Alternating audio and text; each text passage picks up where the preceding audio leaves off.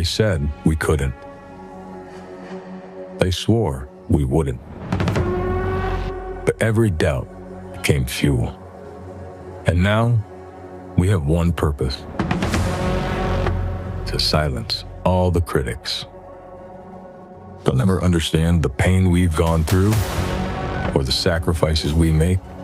They'll never know the weight we've carried or the price we've paid. We've fought through every rep, endured every sprint. Brick by brick, step by step, all of it, building to this moment. Now, the lights are on, and every eye is on us, hoping we stumble. But this is our time, our chance to prove them all wrong.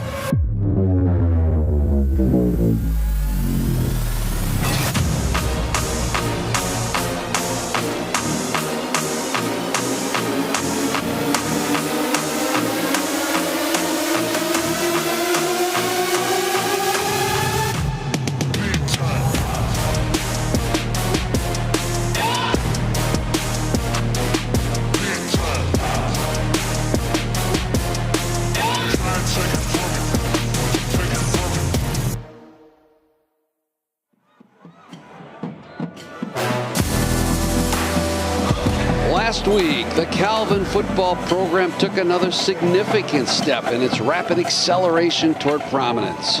Hosting the 4-2 and perennially solid Trying Thunder, the Knights used a late fourth down stop and a dramatic touchdown pass from Thomas Vaccaro to Hunter Hogan to stun Trying 34-31. The upset placed Calvin in the driver's seat to earn an upper division finish in the MIAA conference standings. Today, the 5-2 Knights look to accomplish yet another goal in the young history of the program. A victory today over the 1-6 Olivet Comets would guarantee Calvin a winning season in just their second year of football. That is a feat few expected when the program debuted in 2024. Hi again, everyone, and welcome to another exciting day of NCAA college football on 96.1 The Game and Michigan Sports Radio. My name is Bob Sack, and I'll have all the play-by-play for you today. Tim Hiller will be along shortly with the color analysis, and we are set to bring you this clash between the Calvin Knights and the Olivet Comets from Calvin University on Senior Day, the final home game of the 2025 season. But first, we'll take a break, and when we return, we chat with Trent Figg on our Planning for Success segment, presented by Skipper & Ostrink Wealth Management. Welcome to Calvin Knights football on 96.1 The Game and Michigan Sports Radio.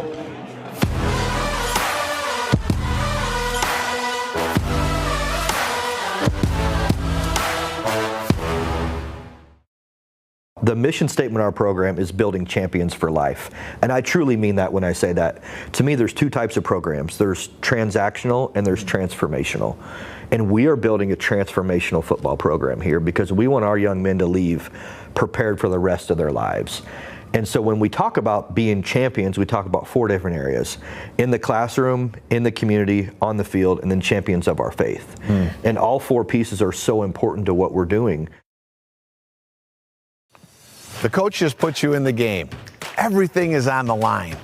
Are you ready? Just like a winning team needs a strategy, your finances need a game plan. At Skipper & Ostrink, we're your financial coaches. We strategize together, striving to adapt to every financial play. Your victories are our victories. Our goal is to help you be successful. Join the Skipper & Ostrink team. Your financial success is our focus. You don't always see what keeps you comfortable, but you feel it. That's what Bauman & DeGroot brings to homes, businesses, and now Calvin Athletics. Thanks to their expert HVAC services, our facilities stay game-ready year-round. Thank you, Bauman & DeGroot, for keeping us cool under pressure and warm when it counts.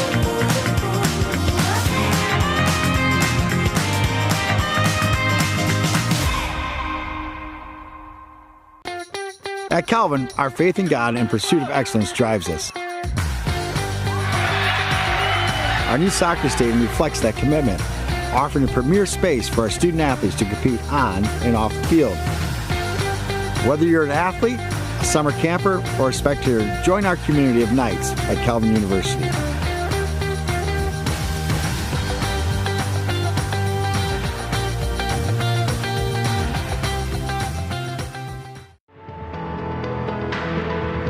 At Garrett's Appliance, it's all about family, service, and excellence, just like Calvin. As a longtime local business, Garrett's knows the value of doing things the right way. For your home and your future. Thank you to Garrett's Appliance for supporting our student athletes and helping West Michigan thrive.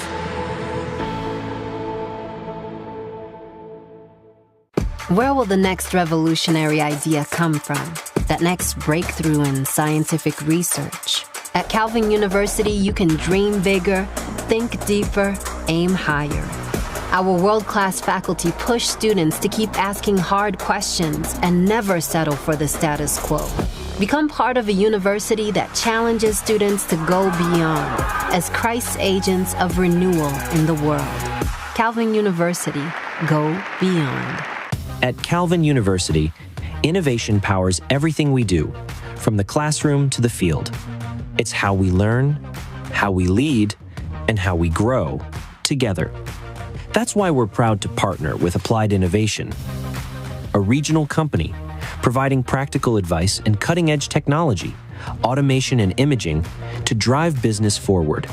Thank you, Applied Innovation, for investing in the future, ours and yours. Welcome back inside Planning for Success, presented by Skipper No String Wealth Management. Bob Sack here with head Calvin football coach Trent Figg, getting you ready for the Calvin Olivet matchup here on Calvin's campus. Olivet comes in at 1-6, Calvin at 5-2. Yes, that's right, 5-2, and one win away from guaranteeing a winning season in just year 2 of this program. This all on the heels of last week's thrilling 34-31 win over Trine. And Trent, correct me if I'm being too excited, if I'm being too overdramatic, but how significant was that win last week over Trine, and why? Yeah, it was very significant, really for a few different reasons. From a conference standpoint, whether this is right or whether this is wrong, the word that I hear from people is like, that's the first conference game that we weren't supposed to win, that we did win. And for our players to battle the way they battled, there was adversity in that game, right? I mean, we threw 3 interceptions. We had a punt blocked for a touchdown.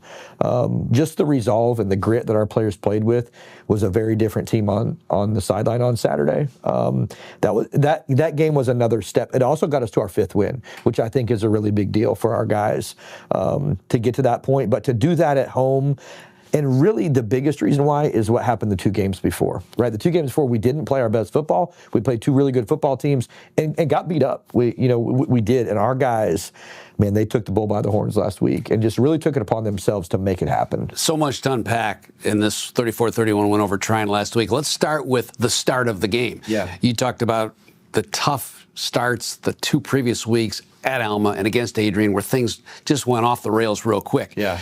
This game, Alex Minahan picks off a pass on the first series, and Calvin goes in for the first touchdown of the game. How important was that to have that initial start be so successful? Huge. You know, we scored at the beginning of both halves, which was huge. But to stop them, especially with a turnover, to put our offense in good field position, and for our offense to go score a touchdown, we haven't done that yet this year. And so that was a huge start for us. You talked about the resiliency and the blocked punts, the injuries, the interceptions, the questionable calls, so many things that these kids overcame last week. Pick that apart, though. Give us a probe into that a little bit. What's the 2 or 3 things that you woke up on Sunday morning saying, that was really impressive the way the kids responded? For sure. So all week last week, we talked about the word compete. Like, what does it look like to compete every single snap, regardless of the circumstances? Your one-on-one matchup, can you compete every single play? So in our team meeting earlier this week, I pulled 19 clips from the game where I felt like we out-competed Trine. You know, I think about Caden Bolduc's takeaway. You know, the receiver has the ball in his hands. Jair holds him up. Caden literally just took the ball out of the kid's hands and ran the other way. Our kids competed on Saturday, which was huge. The aspect of competing came through big time in 2 plays in the fourth quarter. Yeah. 4th down, 1 yard to go. Caden McCullough with really a defensive play that I think is going to go down in Calvin football lore. Yeah. That's the first one I want to ask you about. The second one, of course, is the winning touchdown pass. Let's hit on the first one. What did you call on 4th and 1, midfield? Really, if Trine picks up that first down, maybe the game's over. Sure. What did you call on that play? Yeah, so I mean, it was a cover zero pressure. We knew that we were going to push all the chips in on that, and we knew that, hey, the guy that's been playing really well, let's get him to the ball as quick as we possibly can. Caden diagnosed it, saw it really quickly. He made the tackle. What was awesome was if he wouldn't have, Noah Funk was right there and would have probably tackled him for a loss as well. But we knew pretty well what they were going to do. We wanted to surround him with our players that were hot that day. That's what we did. So the offense comes out on the field, midfield, moves down, picks up a couple first downs, faces a 3rd and 3 with 2.5 to go at the Trine 28, 3 yards. Yep. And you call a double move out route to Hunter Hogan for a touchdown. Yeah. What went into that play call? Yeah, we knew that we were going to go for it on 4th down if we didn't get it. So Coach Dixon knew he had the freedom to throw a shot there. And so that was the first piece of it. We knew we had 2 downs to get that first down. And we liked the matchup all day with Hunter in the slot, something that we haven't shown really all this year much. He was the hot hand, so that's who we went with. And you had him covered by that particular play by a linebacker. For sure. Which there's not a lot of linebackers in this league that are going to cover Hunter Hogan. To that point, Hunter Hogan made a move this week. He played slot more than he played running back. Yep. What created that move and prompted that change to have Hayden Slagers carry the ball 18 times? Yeah. So we're always evaluating personnel, and we felt like it was really important to get Hunter more in space than he had been the last few weeks. His body had been a little bit dinged up, pretty healthy, but we just really liked the matchup of him in those open sets this week. And so we felt like Hayden was going to give us a little bit more physical presence inside. We knew there'd be some tough yards to go get. We felt like Hayden could go do that, which he did. And then we just really liked the matchup with, and that's not, I mean, Jude does a great job. Those guys do a great job. We just liked that matchup this week. You think about last week's schedule. Well, I'm sorry, last year's schedule, and there are 3 tough losses: Kalamazoo, Concordia, Wisconsin, Olivet, games that were right down to the wire that we lost last year. Yeah. That has flipped the script in 2025. Those games have turned into W's, another one today. Yeah. How do you keep that paradigm going with this team ready to say, hey, we lost a tough game last year to the Comets. Yeah. Now it's time for payback. So we present our opponents in a very honest way to our players. And if there's one word that I described this Olivet team to our players this week, it's dangerous. I mean, these guys, their record's 1-6. These guys have done some really good things offensively and defensively. I mean, against Alma and Adrian, they had a pick 6 in each of those games. They threw for 410 yards against Kalamazoo, 6 touchdowns. These guys have the potential to be dangerous. Our guys, we believe, have taken a great approach this week in practice and game planning. We like our plan. I think our guys are very focused. Let's talk about Olivet's defense first. They've given up a lot of points. Where are the holes? Where can Calvin expose that Olivet defense most likely today? For sure. So when you look at Olivet, similar to what we've been the last couple of years, really young. So really from an experience standpoint in the secondary, there's been some holes that people have taken advantage of that we have to do a great job of today. We talked to our quarterbacks about owning the football, right? We've got to be really smart with the football. Take what the defense gives you. We feel like there's things that they give us that we can take advantage of. We have to go execute those things. Their offense does score some points. Scored a lot at several games this year, including Kalamazoo. You mentioned 47. Who's the danger guys on this offense? So they've played 2 different quarterbacks. Really, one guy first half of the season, another guy second half of the season. He's an accurate passer. He gets the ball out fast. He makes the offense go for sure. And then they really kind of spread it around to a few different receivers, more inside over the middle throws than outside throws for these guys. But they've been able to push the ball vertically down the field, and we've got to be prepared for that.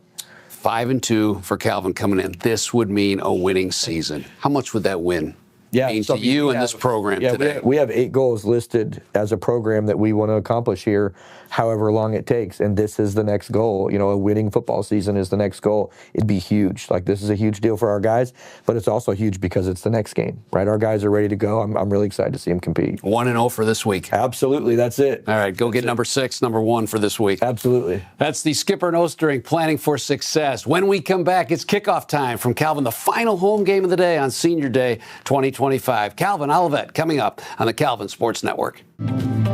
Big East Sports Grill, your next destination for any occasion. With incredible entertainment and amazing food that makes you want to come back for more. Where family memories are made. Where sports are enjoyed and friends gather. Cheers to good times, great friends, and a place where the game is always on. Only at Big E's.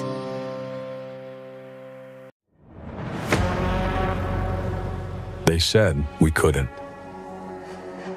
They swore we wouldn't. But every doubt became fuel. And now, we have one purpose: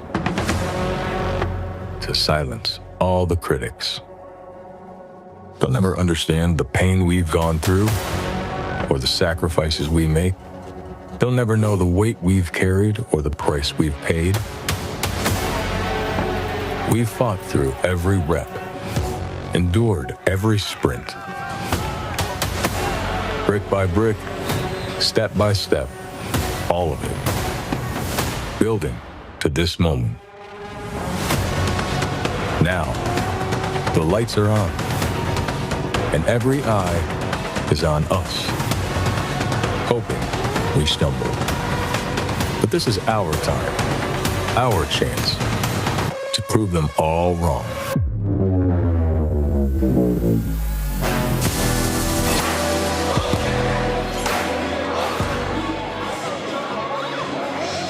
Calvin University's launch of intercollegiate football last year has been a story of rapid acceleration to success. Another chapter was added last week when the Knights stunned a perennially strong Trine Thunder team 34-31 thanks to a dramatic late touchdown pass from Thomas Vaccaro to Hunter Hogan. That win propelled Calvin to a 5-2 record for this season and set the stage for an opportunity today that few would have expected to happen in just the program's second year. Today, a Calvin Knights victory against the Olivet Comets would guarantee a winning season for 2025, a huge accomplishment for a new program. Hi again, everyone, and welcome to another exciting day of NCAA college football on the Calvin Sports Network. My name is Bob Sack, and I'll have all the play-by-play for you today. Tim Hiller will be along shortly with a color analysis, and we are set to bring you this clash between the Calvin Knights and the Olivet Comets on the Calvin University campus. With FanFest and tailgates now concluded, let's get onto the field and join the Calvin Marching Band under the direction of Dr. Steve Suddeth for today's national anthem.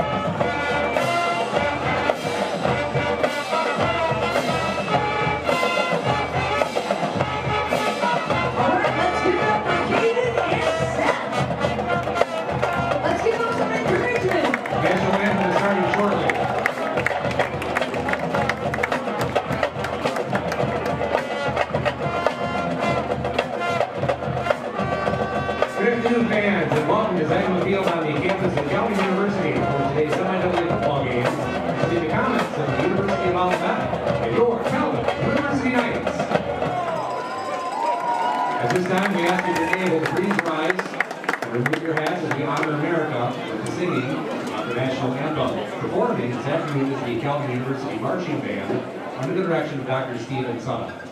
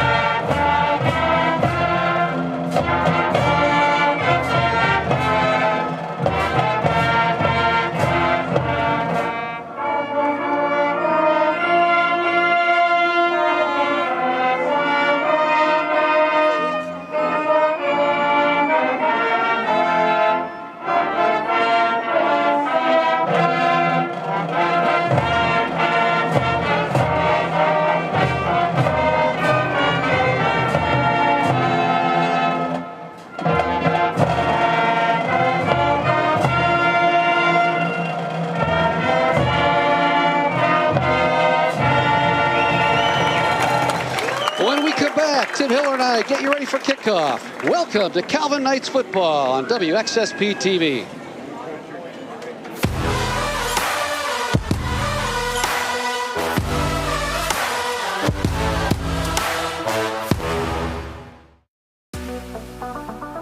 Whether it's a first savings account or a mortgage down the road, Lake Michigan Credit Union is there every step of the way.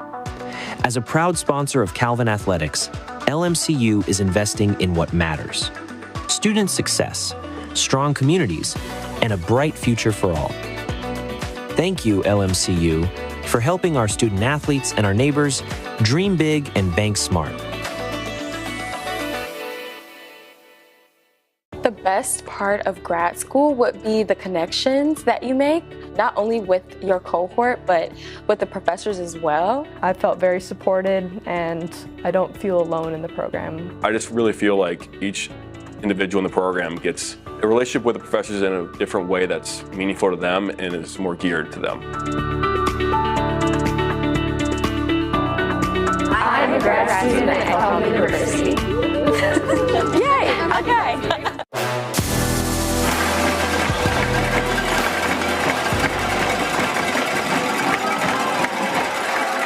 Bob Sack alongside former Western Michigan quarterback, Indianapolis Colts quarterback Tim Hiller getting us set for kickoff. Calvin and Olivet coming up shortly. And Tim, it's a 5-2 Calvin Knights team, a team that's on the cusp of a winning season. It's really been a rapid rise to success here for this young program.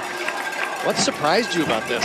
Yeah, you know, honestly, when you think back, it's this foundation of culture that Trent Fig has embodied here at Calvin. He's got not only talented players, but they're bought in. They're all in and they're focused. Couple that with a great offseason and the way that they're preparing week in and week out, and you're seeing players rise to the challenge. It's really a fun acceleration to see.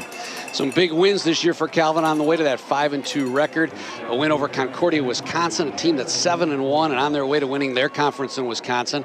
Heidelberg, who plays in the same conference as Mount Union. And now last week, as Trent Fig said in the pregame, a win over Trine in a game that Calvin wasn't really supposed to win. Another benchmark for this team. What impressed you most about last week? You know, last week was just all about toughness and grit and focus. They had some tough calls, some turnovers they had to overcome, but it's important to play well late in a game when things are on the line, and for a young team to get those type of repetitions, it's really valuable. You can't make that up in practice, and so for them, it's another notch in their belt towards the goals that they've set as a program. Olivet comes in 1-6. Yet they're a dangerous team. They can score a lot of points. Yeah, the adjective I used to describe them in our pregame conversation was streaky. They're a streaky team. They've got some talent. They've struggled throughout the year to sustain drives, to stop the run. And so if they can string some plays together, they're dangerous. Calvin's ready. They're prepared. They've got a good plan of attack this week. But you've got to respect the opponent because Olivet has some athletes on the outside edge. How do you stop that big play? Yeah, no doubt. It's rushing the passer, I think, first and foremost. I don't care if you're Tom Brady. You can't throw the ball if you're on your back. And so getting some heat in the lap of the quarterback early on. And then on offense, it's about staying ahead of the sticks. 5 yards on first down, 3 yards on second down, manageable third downs. And then, of course, late in the season like this, take care of the football. No turnovers, and that's going to be key today for Thomas Vaccaro in the offense. For Calvin, a team that historically this season has run the ball more than they have passed it, 61-39, coming into last week. Last week, Vaccaro throws 39 times, season high. That passing game finally got unleashed a little bit. What's your thoughts on the Calvin passing game? It did, and I think this year he's completing just over 61% of his passes, 14 touchdowns against only 5 interceptions, really taking good care of the football.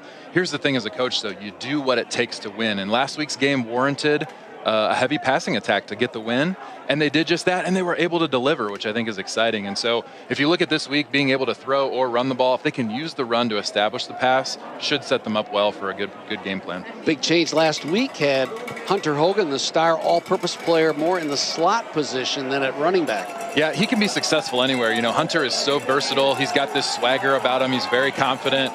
He can run the ball, but I think at the end of the day, having him out in the slot gives you some more options. You can still run a jet sweep. You can throw the screen pass. It's a great way to get easy yards on first down and get him into space to make a move. All right, Calvin has won the toss. They will defer to the second half, and that means Hayden Slagers will tee it up as we get set for the final home game on this Senior Day 2025 season. Storm Team 8 weather forecast today, mostly cloudy, slight chance of showers. Mid-40s, high 40s, pretty good day for football. It's a good fall day in Michigan, I'll tell you. If it's dry, that makes for a good day, especially in November. Olivet will receive the kick. Standing back deep is Carter Leatherwood. He's number 11, along with Herbert Crawford, a couple of freshmen. It's a young Olivet team. It's a new coach this year, Eric Eider. A lot of roster movement for them throughout this season, and there's a lot of youth on this roster. There really is, and in this day and age of the portal, there's always going to be movement, but this is a very young sophomore freshman-laden team. Slager's run up, and we are underway as Underwood takes it at the 14-yard line. Weaves his way through that Calvin defense and is finally stopped there at the 27 by Reed Vogler and Gage Jones. The Garrett's applying starting offense for Olivet. Their running back to watch is Jalen Johnson. He's number 30, a 5'8 freshman from Detroit.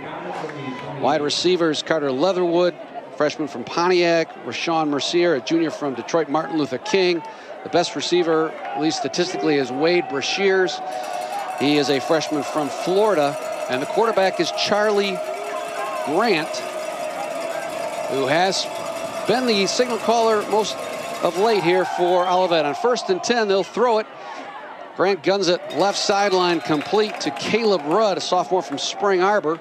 7-yard gain. And for Calvin, it's a secondary that's been somewhat depleted with injuries. Jonah Carlson gets the start today, the Rockford native. He's number 14. He'll play the wide side corner. Jair Nolan at the other corner.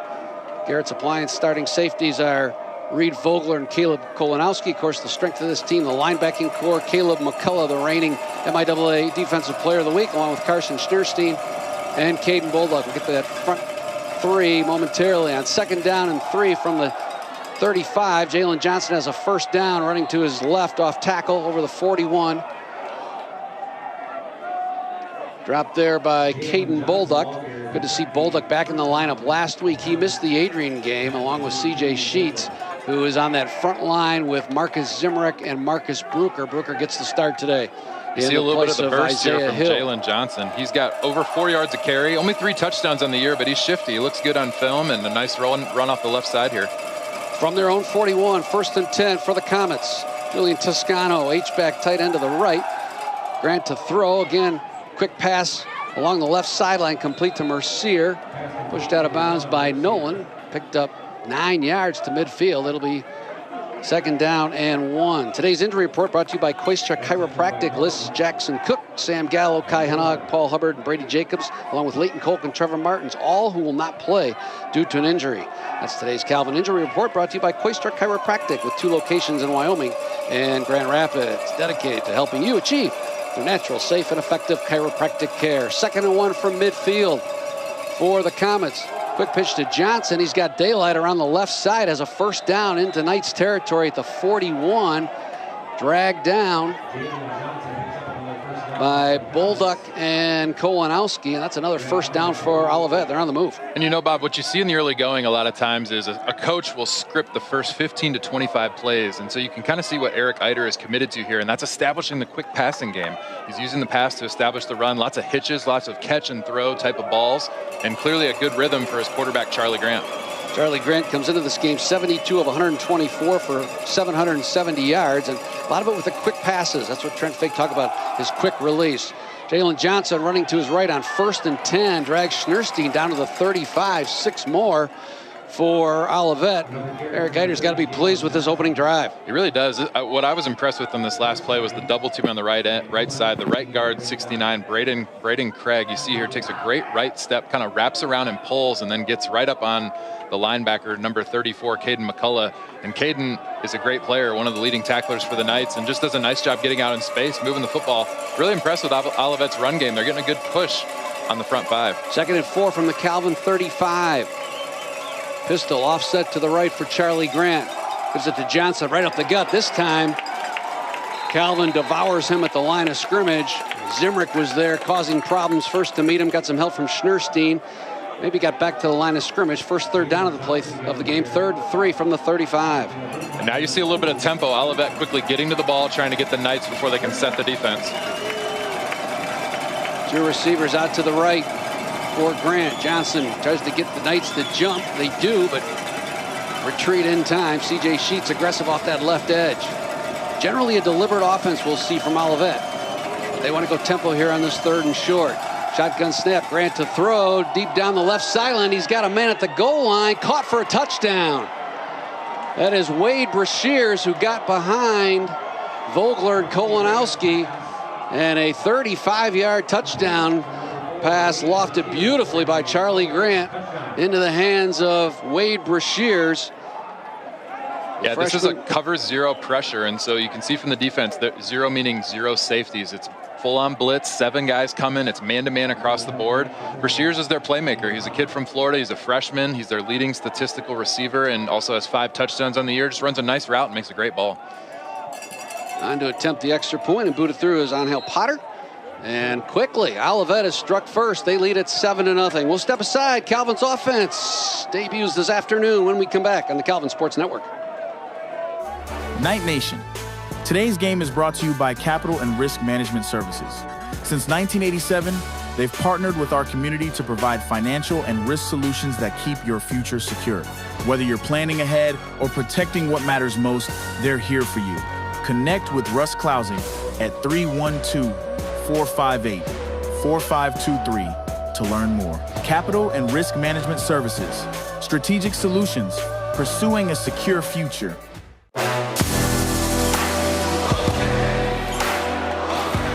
Today we'll be watching for our Defensive Player of the Game, brought to you by Straight Line Fence. Today's Defensive Player of the Game brought to you by Straight Line Fence, transforming properties across Michigan by crafting fences that provide sanctuary, security, and self-expression. Committed to care and craftsmanship, Straight Line Fence has earned a reputation as Michigan's most trusted fence installer.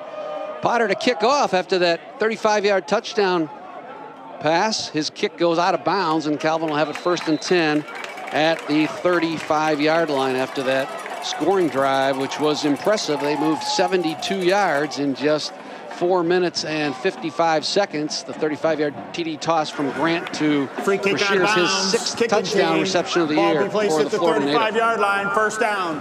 Really an impressive drive. You know, Eric Eider clearly had a game plan. He saw something he liked with quick one-on-one matchups, threw a lot of hitch routes underneath, 3 or 4 runs sprinkled in. I was really impressed with the push of Olivet's line up front. They were moving bodies, and then they got the cover 0 pressure they expected, got the heat on 3rd and 4, got the ball out of his hand quickly, and just a really nice catch by Brashears, adjusting to the fade ball, falling in the end zone.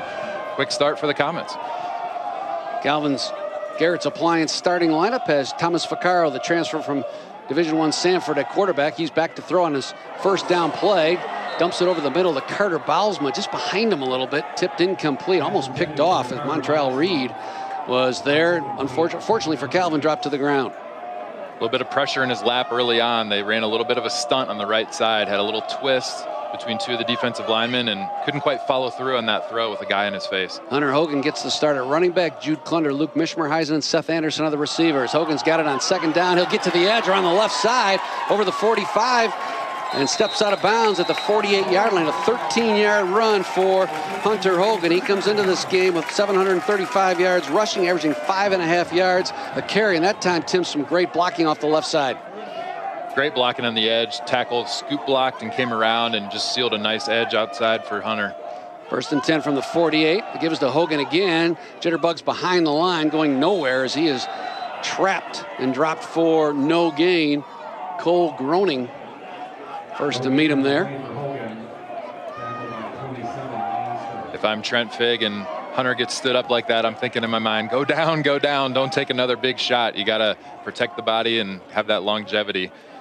Long 2nd down here. See if they spread the ball around to the field. 2nd and 10 from their own 49. Vaccaro back to throw. He's flushed out. He'll run to his left. Has some yardage into Olivet territory at the 44 before Christian McMillan tackled him there. A 8-yard gain brings up a very manageable 3rd down and 2 at the 43 for Calvin. Just great game management here. So they're trying to run an under route. They had 2 clear outs, and then they're trying to bring Mitch Merheisen underneath. The flat defender dropped under it. Vaccaro saw it, didn't panic, scrambled left, and an 8-yard gain with a manageable 3rd and 2 is exactly what you're looking for. Trips to the left, the short side. Vaccaro will throw for the 1st down, back to pass, but nobody open, so he's going to scramble out to his left. Now finally hit an open man down at the 24, Anderson, but as he was falling falling down, couldn't control it, just outside the numbers, incomplete, 4th and 2. What do you do here? Yeah, man, it's a bummer. It was a good find. He scrambled, the pocket broke down. He did a good job keeping it alive, just missed a little on the throw. I'm going for it. I think analytics say if you're in your opponent's territory early in the game like this, 4th and 2 on the 40, your defense has the ability to play well. I would definitely go for it. I like the call here.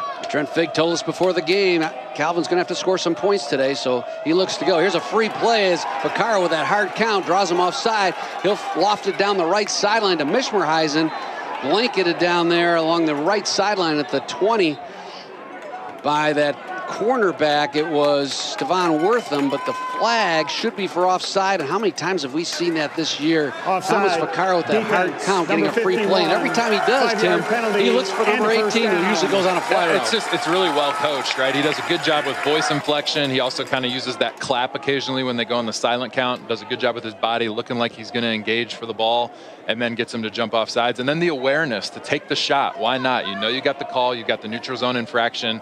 Throw it up to your 6'7" playmaker, Mitch Merheisen, see what happens.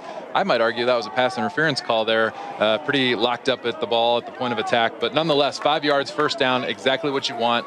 And again, Bob, I go back to the 3rd down and 2, right? On 2nd down, the 8-yard scramble sets that up. If you're behind the sticks, you don't get the chance to get the first down with the penalty. So good game management by Thomas Vaccaro. 9.5 to go in the first quarter. They'll mark it at the Olivet 38, down 7-0. 1st and 10 for Calvin. Klunder in motion. Left to right. Nick Earls now in the game at running back. He'll take the handoff, pound his way over the left side. Flag comes in, either offside or illegal procedure. False start on Calvin. Let's see what the call is. He picked up about 6. Hayden Slagers spelled Hogan quite a bit last year. It's going to be an offside, so I would assume you take the penalty and make it 1st and defense, 5. Number 9, 5-yard penalty, first down. Set up that Calvin offensive line.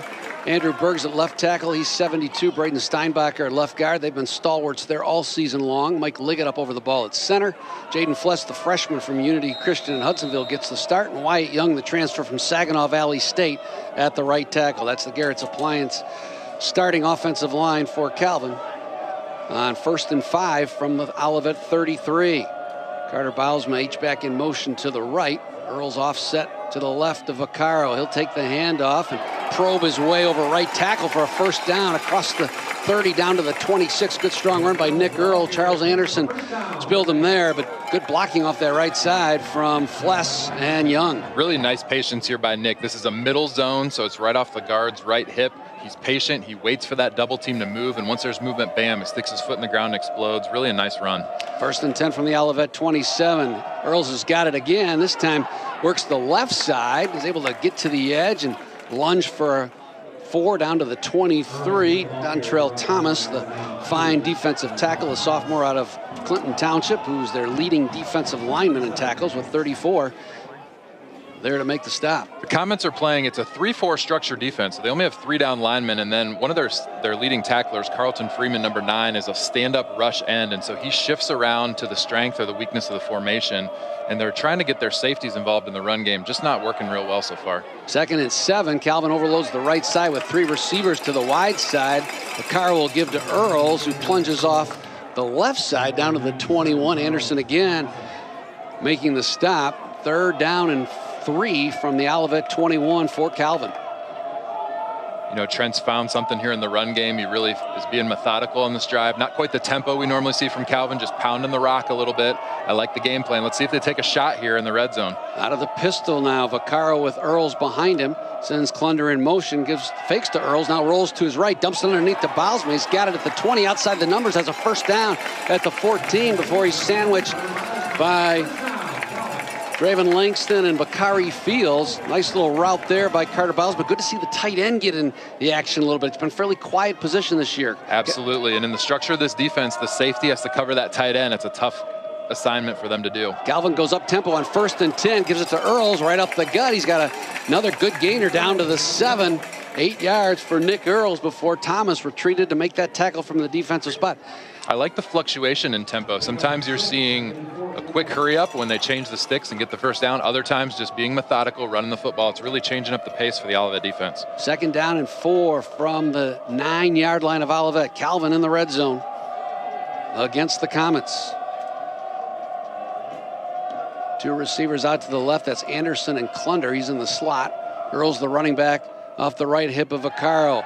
Back to third is the fade route. Touchdown, Calvin Knights, right side of the end zone. Luke Mishmerheisen doing what he does all season long.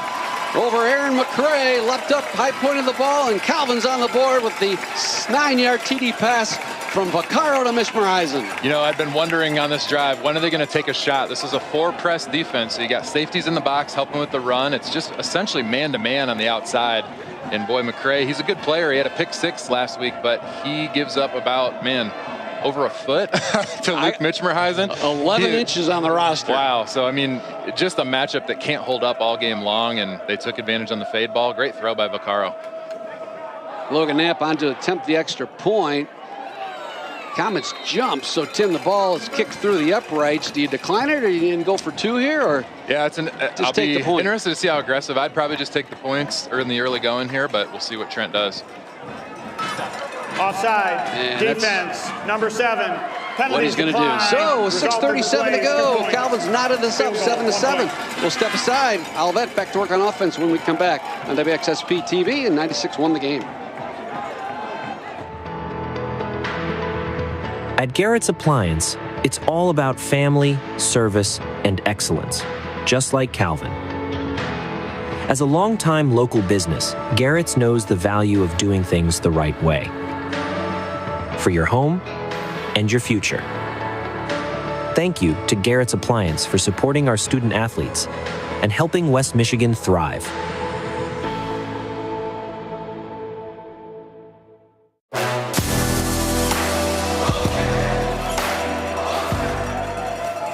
Back at Calvin, the Knights have evened this up here on Senior Day as Hayden Slagers has it teed up 7-7 with 6.5 to play here in the first quarter.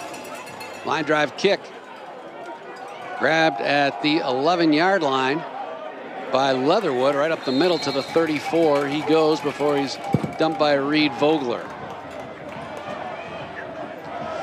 Seniors today honored for their time here at Calvin in the football program. Jair Nolan, the cornerback from Georgia, along with Marcus Brucker, defensive end from Unity Christian. Tate Dome from Petoskey, done a great job this year as the holder. Charlie Garbowski, the inside linebacker from Royal Oak, and Peter DeKreider, also from Holland, the 5 seniors. And 5 seniors, that's not very many, Tim. That's a lot of guys coming back for next year. It's a good sign for the future, but these guys have laid a great foundation in this brand new program. On 1st and 10, big hole off the left side for Jalen Johnson. Schneerstein finally dragged him down at the 46, but right now that Olivet offensive line is opening some big-time alleyways for Jalen Johnson. I got to tell you, last drive, we were talking at the break. I am so impressed so far with the left guard, Marcus Davis, number 55. He is a beast. He is fast. He's athletic. He's a big guy. He's moving bodies, getting up to the second level. He's given Schneerstein some problems. He's been up on him quickly on multiple plays.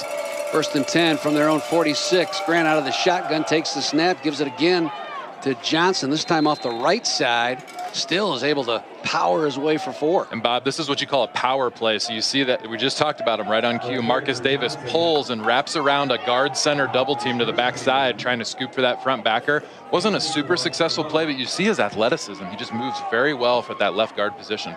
The rest of that Olivet offensive line has Jelani Harbor, 6'5", 315 pounds from Jackson Lumen Christie. Right tackle is Javion Cater from Ypsilanti. Right guard is Andrew Clark from Tampa, Florida. Center is Kyle Cruson from Reed City. And as you mentioned, Marcus Davis from Fort Myers, Florida at the other guard spot. 2nd down and 4. Handoff again to Johnson. Running to his left. Hole closes quickly, but he's still able to plunge for 2 to the 48. Sets up a big 3rd down and 4 for the Comets. Yeah, Olivet has done a good job of just managing the game and staying in the sticks. You know, when we talk about run versus pass situation, you always want to get half the down in distance. Here you're in a very manageable 3rd and 4, and I think that's exactly what Eric Eider wants as a play caller. From the 48 of Calvin, Knights show blitz with 6 on the line. They jump. Caden McCullough gets back just in time as Grant looks to the sideline, and Eric Eider for the call on 3rd down and 4 from the Calvin 48. Shotgun snap, Grant back to throw, looks left, now he's going to run up the middle, and he's dropped at the line of scrimmage by Caden McCullough for a loss of 1 yard. Caden McCullough with that big game last week against Trine. He comes into the game with 42 tackles, and he has been phenomenal, replacing Trevor Martins, who was injured out of Heidelberg in Ohio. And this is a really nice job of disguise. So they showed a cover zero pressure, and then they bailed out, dropped the left defensive end, left backer, brought McCullough in the middle, and didn't bring the blitz that they showed they were bringing pre-snap like they did on the last series. Grant was a bit confused. They got some good pressure up the middle. Really nice job of designing a disguised blitz. The Comets will go for it. 4th down and 5 from the Knights' 49. Grant out of the shotgun, back to throw, fires over the middle. He's got his man. That's for Sean Messier, down to the 28-yard line before he's leveled by Kolanowski. Tough throw and catch, and the Comets go for it and move the chains. Really a nice play design here, just kind of a slant, flat type of combination. They had a skinny post on the outside, a flat route on the inside. Corner got beat, Jair Nolan, just a bit into the inside, and not too much safety help. And this is what's called a quarters coverage, or a cover 4. You're reading the number 2 receiver at safety, and when he goes to the flat, you have to respect it and follow. He chased the flat route, opening that void for the post. Nice play design by Eric Eider and the Olivet offense. Mercier is a dangerous receiver. 3 touchdowns in a game earlier this year. Their lone win, 47-44 over Kalamazoo. 1st and 10, play fake. Grant throws over the middle. Incomplete, too low for the receiver. Reed Vogler was right there at the 13-yard line. Incomplete, will be 2nd and 10. Early on, just really some nicely designed pass plays to get easy throws right in front of Grant's vision, making sure that he's getting the ball out of his hand quickly. Good example here of a play caller kind of taking care of his quarterback, giving him what he wants, helping him narrow his eyes down to half the field and get it out of his hand quickly. It's working so far for him, but a 2nd down here where you really need to get 4 or 5 yards to be in a manageable 3rd. Mercier, the intended receiver on that last throw. He's split out to the right. Now 2 receivers to the left, 2 to the right.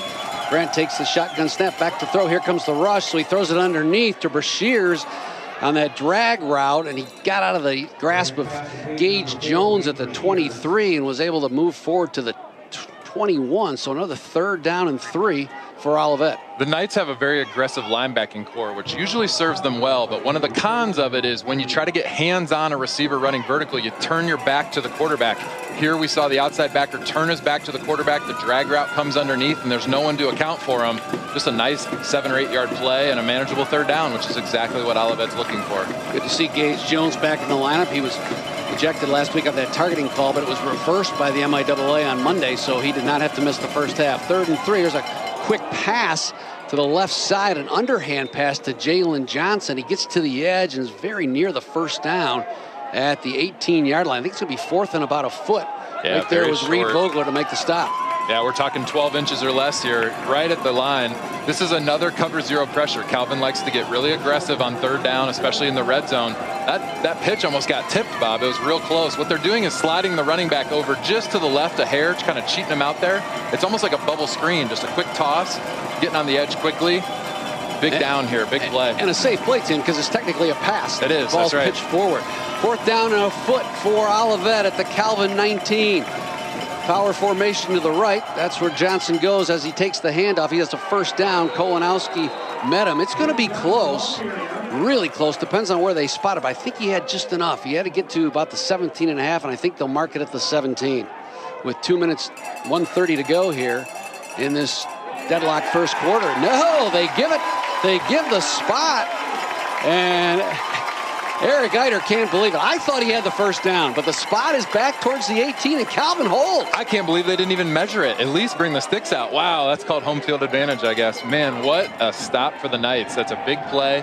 Good physical attack here right at the point of the line of scrimmage. The linebackers fill nicely. Another cover 0 pressure, man coverage across the board. I'm just shocked they didn't measure it.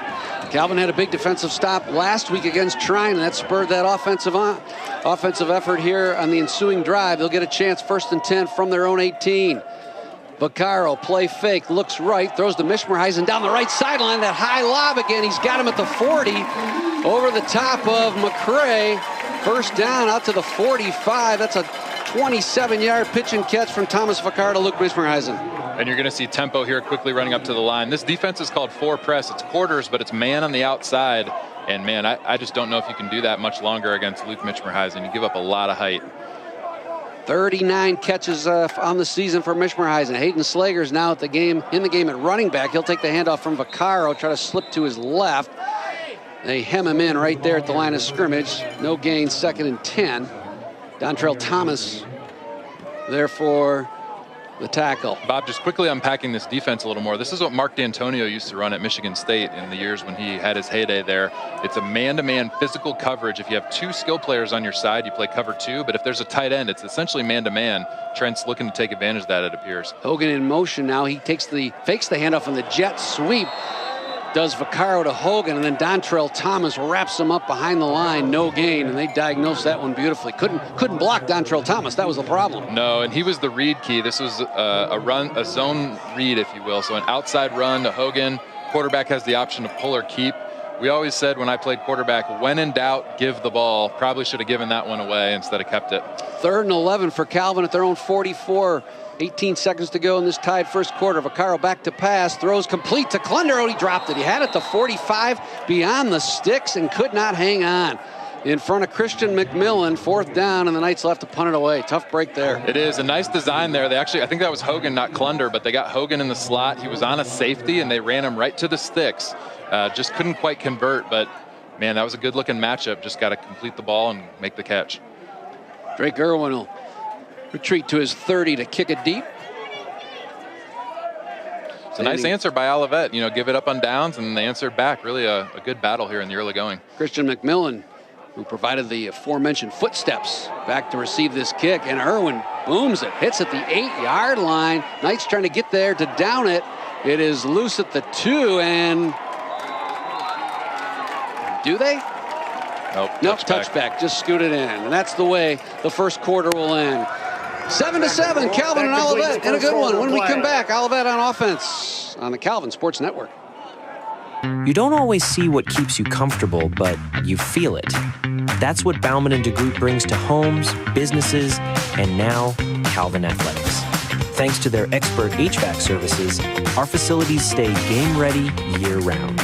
Thank you, Bauman and DeGroot, for keeping us cool under pressure and warm when it counts.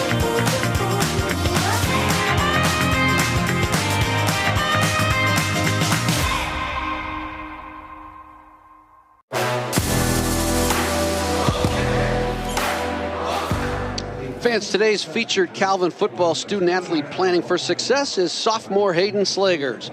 A running back, kicker, and quarterback. Hayden is from Ontario, California, and is in his 2nd year with the Calvin football program. This fall, he has 153 rushing yards and a touchdown. He's a Calvin's Dean List student, majoring in sports communication and ministry leadership. That's Planning for Success, presented by Skipper & Ostrink Wealth Management, providing the financial clarity, solutions, and service that allow you to focus on what you care about most. Around the MIAA today, brought to you by NAI Wasinski of West Michigan. West Michigan's largest independently owned commercial real estate firm has Hope at Albion, Adrian at Kalamazoo, Alma at Trine. All those games are just underway. We'll keep you posted as we move throughout the afternoon. 1st and 10 for Olivet at their own 20. Charlie Grant out of the shotgun. Swings it right side on a tunnel screen to Brashears. He'll reverse his field. Gets a nice block, but then tripped on Rashawn Mercier, his own player in the background. And boy, that was fortunate for Calvin, Tim, because he had some running room around that left side after he moved from right to left. He had all kinds of room. The only guy that could even get a hand on him was Jair Nolan, and he was engaged with a blocker. Very lucky break for the Knights and an unlucky one for the Comets. You see the explosiveness of Brashears. He's a young guy. He's going to only fill out and gain some more weight, get stronger, but man, he's quick and very shifty. Comes into this game with 37 catches, over 500 yards and 5 touchdowns, 7th in the MIAA. Back to throw on 2nd and 12 is Grant. Checks down to Jalen Johnson around the right edge. He's cut down at the 25 by Gage Jones. Brings up 3rd down and 5 for Olivet at their own 25. When I watch Eric Eider as a play caller, I can't help but think of his days at Michigan Tech. Just kind of this, like, I'm not in a hurry, very methodical, I'm going to take what you give me type of offense. And I'll tell you, you can wear people down, and we're starting to see some of the success. His quarterback's in rhythm. Olivet looks pretty comfortable right now on offense.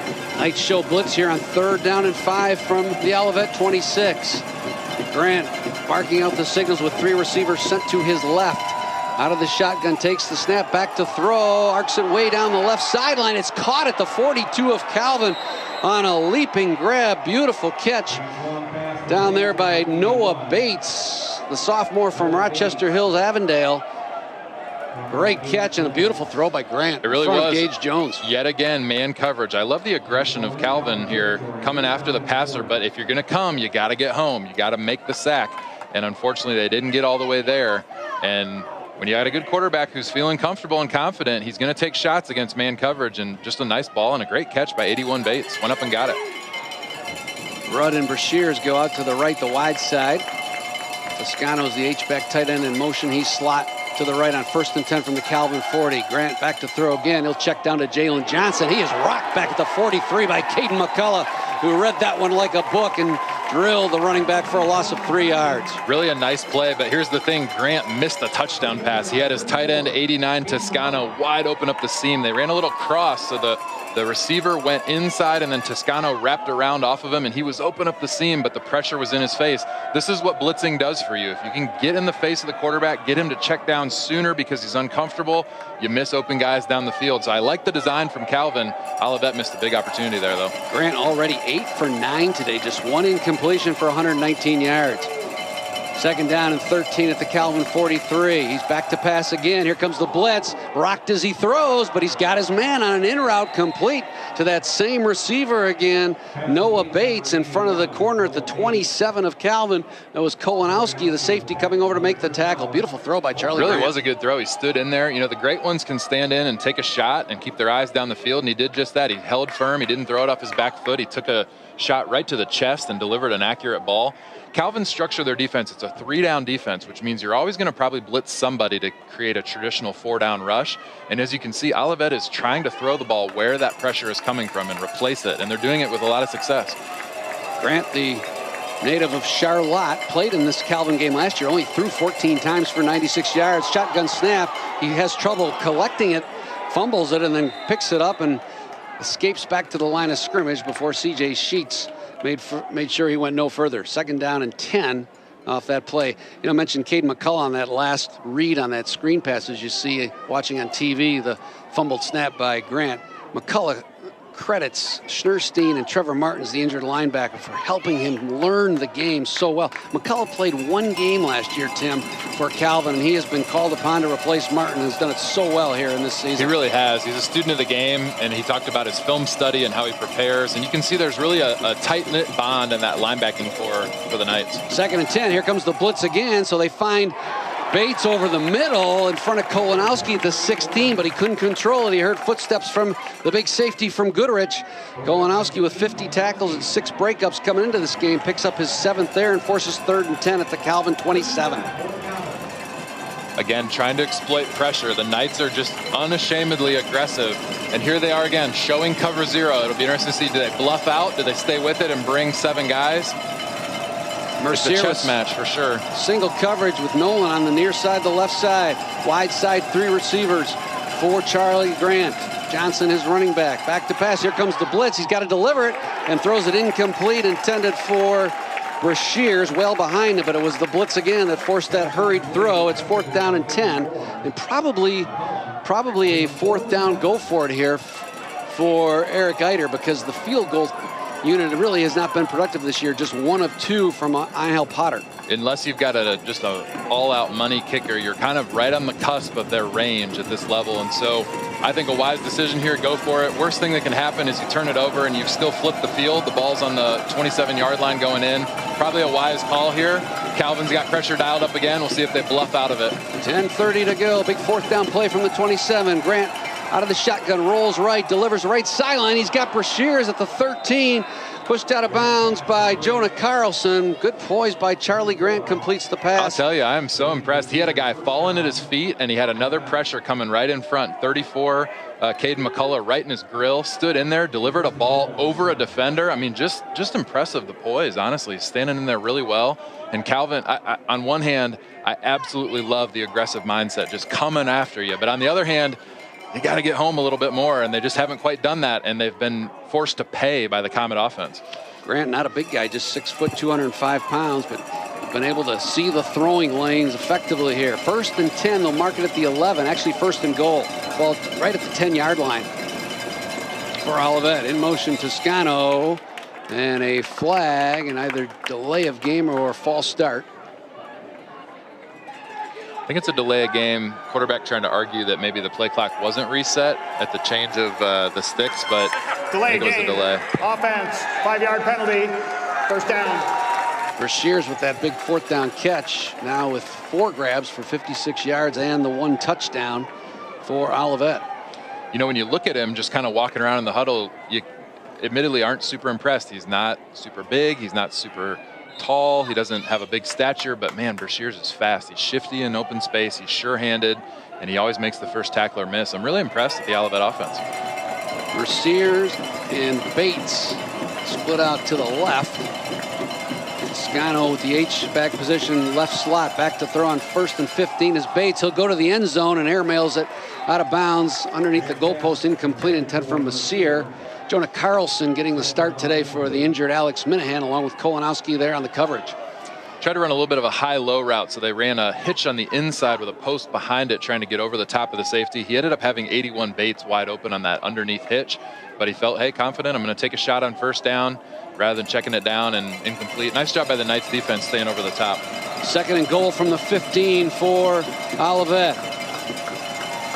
Knights with a 4-man front. They rush 4. Bates back to throw is Grant. Throws it underneath to Messier on that drag route. He's hit immediately by Jones and McCullough, along with Vogler.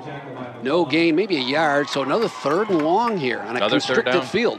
Yeah, absolutely. You know, the Knights did a nice job adjusting and taking coaching. Well, last time they ran the same concept, 2 verticals, they had the drag route underneath. Calvin didn't pick it up real well, and it was an 8 or 9 yard gain. Here they adjust, they pass off the deep routes and run up and rally to the football. Really nice job by the linebackers. 3 receivers to the right side. Knights show blitz with 6 on the line. Out of the pistol, they bring 7. Johnson over the middle, complete to Mercier's touchdown.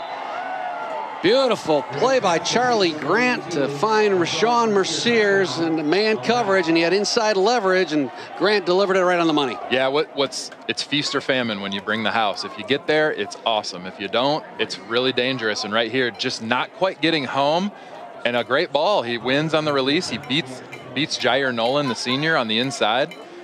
Here's a young underclassman against a senior, and the young guy won. Got a good release, clean route, and scored a touchdown. Potter on for the extra point.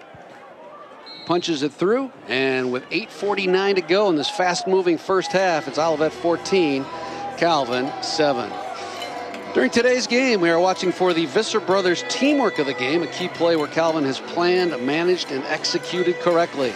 That's the Visser Brothers teamwork of the game, presented by Visser Brothers General Contractors, where a team of dedicated project professionals knows how to maintain your construction process on schedule and on budget.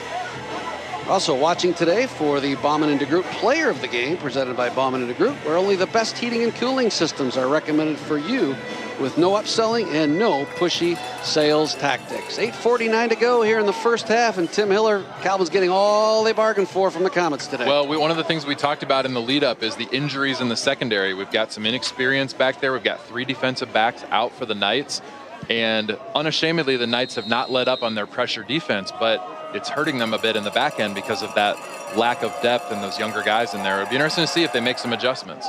Potter kicks off deep to Hudson Shoup, the reigning MIAA Special Teams Player of the Week for his 75 yards and kickoff returns last year. This one takes him down the right sideline, bottled up there by Montrell Reed, along with Usher Laurencio. 1st and 10 at the 25 for Calvin as their offense comes back to work. It'll be interesting to kind of bookmark this point in the first quarter, right? Or first half, I should say. 8:45. Does the Calvin defense adjust here? We've got Minahan out, right? Jacobs is out. And then Paul Hubbard also lost for the year. Just 3 really big losses for the secondary. And we're seeing not having their presence hurting the defense a bit. 1st and 10 from the 25. 3 receivers to the left for Thomas Vaccaro. He'll look that way and find a wide open McCoy Baxter over the middle, and the Rockford sophomore out to the 43. Dropped by Bakari Fields, but not before he picks up 18 to the 43-yard line. I really like the play design here. This is a crossing route, so you've got a flat route and then Baxter coming in on that crossing route. Really nice design there by offensive coordinator Ben Dixon. Baxter, one of the fastest Knights. They want to get him more involved. Vaccaro on 1st and 10 will roll to the right. He's got Baxter behind the defense back at the 22, but overthrew him. He was wide open. Had to change his direction a little bit as the ball was thrown outside rather than inside. That's exactly what you and I were talking about before the game. The right-hander quarterback rolling to his right, the ball tail off to the right. Yep. But Thomas Vaccaro is going to see that one in his sleep tonight, man. He did a great job escaping pressure. He rolled out. Olivet totally blew the coverage, but the ball drifted to the right on him. Oh, could have been a walk-in touchdown. 2nd and 10 from their own 43. Vaccaro will throw again, looking to his right. Here comes the rush, and they've got him back at the 37. Coming off that right side was Carlton Freeman. He is their leading sack defender, 4th in the MIAA with 5, and I think Vaccaro just a little late to get rid of that ball. Yeah, it was a really nice kind of swim move coming off the edge and got a little bit of pressure from the backside. This is one of the things we talked about in the lead up this week, a bunch set. So the receivers were close together, but Olivet was physical at the point of attack and kind of blew up the route. 3rd down and 15 for Vaccaro.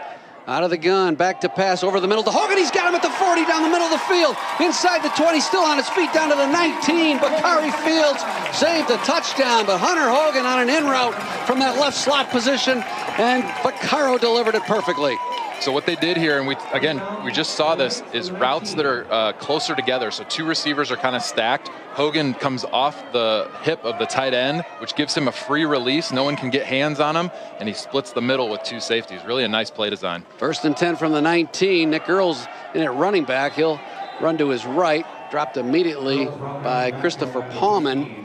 No gain, 2nd and 10. Well, Vaccaro missed that long bomb to Baxter, but boy, he delivered that in route to Hogan. And we haven't seen a lot of Calvin's passing attack, Tim, go over the middle. And that time they found something in the guts of that secondary for a big gainer. 2nd and 11 now from the 20. Vaccaro to throw, has time. Left side complete to Hogan at the 15. Outside the numbers, Fields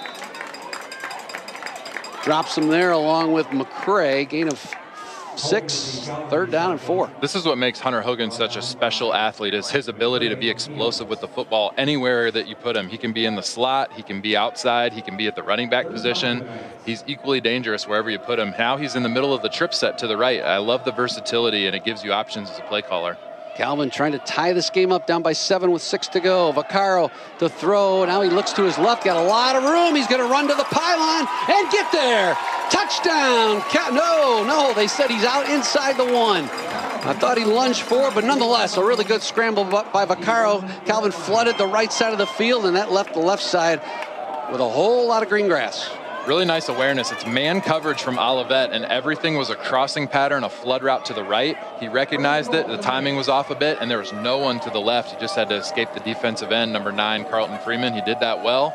I think he stepped out at the 1 when he reached for the pylon, but a great scramble here by Thomas. 1st and goal from the 1. Nick Earls, the running back, to Vaccaro's right. He'll take the handoff and waltz into the end zone for the touchdown. Calvin Knights with 5:37 to go. Calvin, an extra point away from knotting this score. Good blocking by the inside of that line. Michael Liggett, the center. Steinbacher, one of the guards, and Fless the other.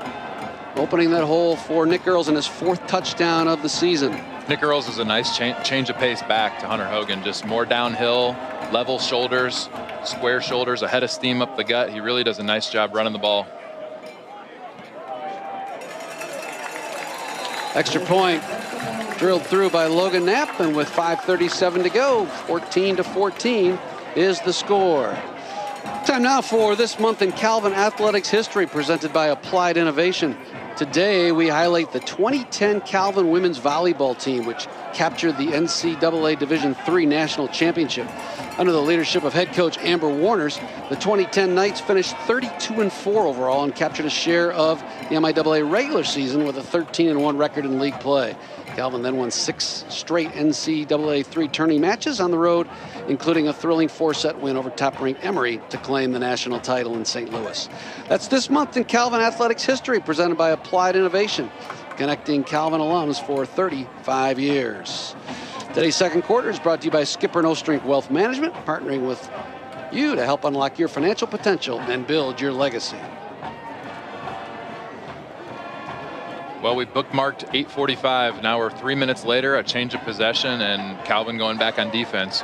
It'll be interesting to see what adjustments they make. Are they as aggressive on third down? Do they continue to bring all-out pressure? Do they continue to play man coverage?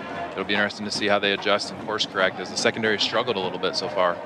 Calvin moves 75 yards in 3 minutes. Kept up by Nick Earl's 1-yard TD run. Big pass play from Vaccaro to Hogan of 44 yards set up that TD. That scoring drive summary presented by Paris Motors. Paris Motors, a fantastic selection of used cars to meet your specs and budget here in Grand Rapids. Carter Leatherwood will take the kickoff, angle from right to left. He has space outside the numbers on the left side, out to the 32-yard line before Bryson Newell was there to spill him. 1st and 10 at the 32 for Olivet.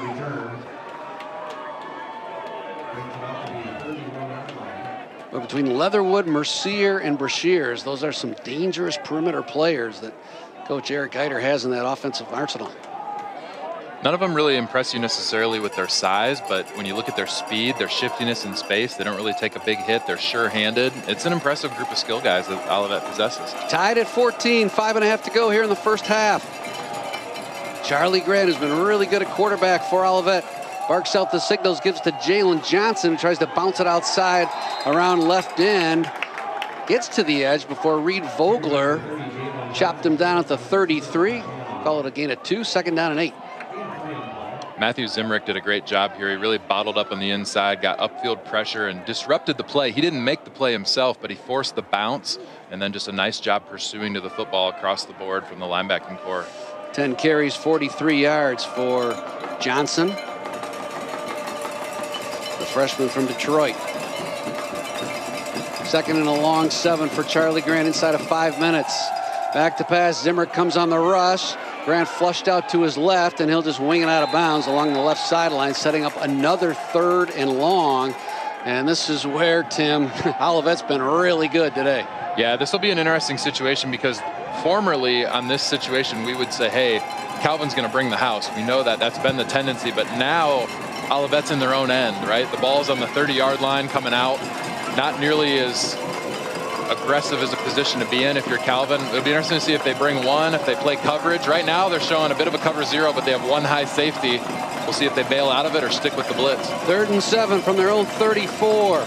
Brashear slot left. Grant looks that way, now goes back to the right and is incomplete outside the numbers along the right sideline. Jair Nolan deflected it away in front of Rudd, the wide receiver, and the Knights finally force a 4th down punt. Yeah, they showed the blitz, but then they bluffed it, right? They bailed out. They played coverage instead.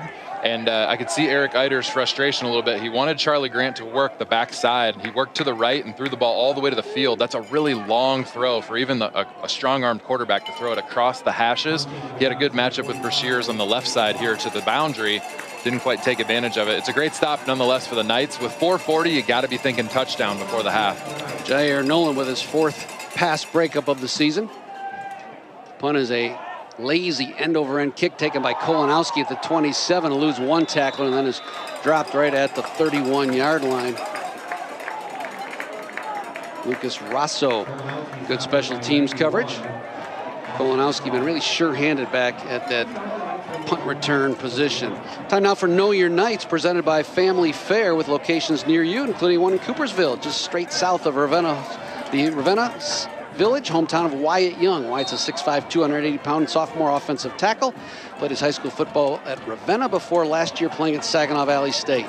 Become an integral part of that young and improving offensive line. That's Know Your Knights, presented by Family Fare. 1st and 10 for Calvin at the 30. Vaccaro to throw.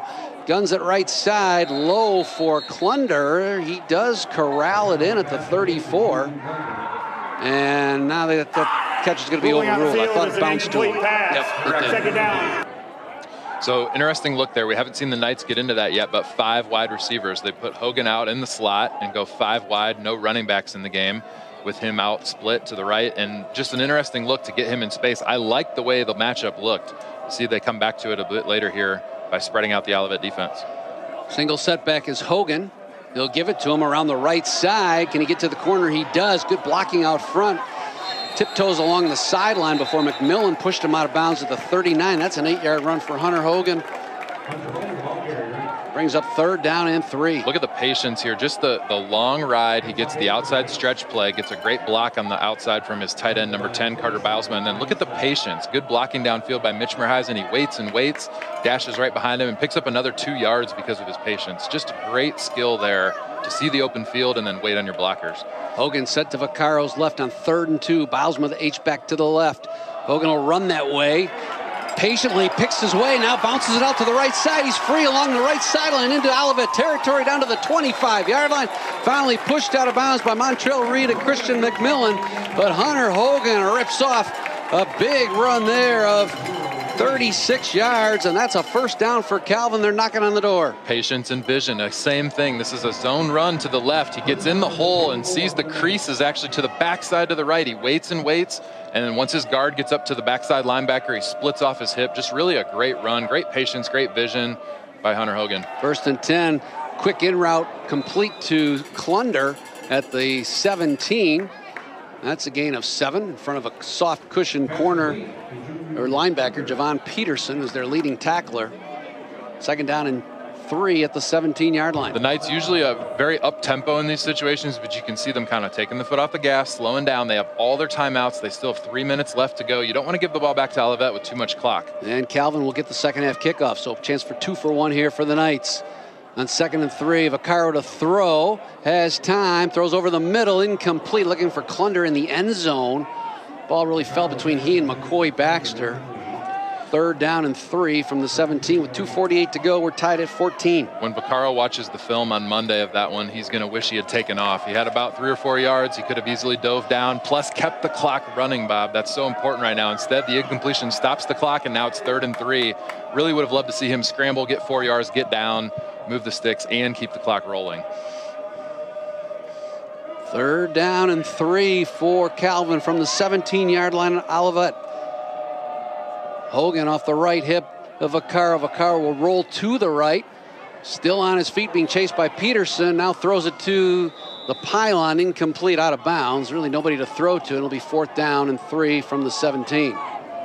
Logan Knapp on to attempt a field goal. He's 5 of 9 this year, as long as 43. This one will be from the right hash, from about 34 yards out, so well within his range.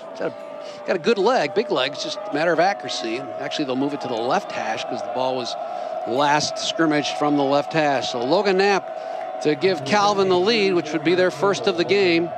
Tate Dome will hold at the 24, 34-yard field goal with 2:39 to go here in this first half. Snap is good. Kick is on its way, and he pulled it to the left. No good by Knapp. Olivet will take over. 1st and 10 at the 20 with 2.5 to go.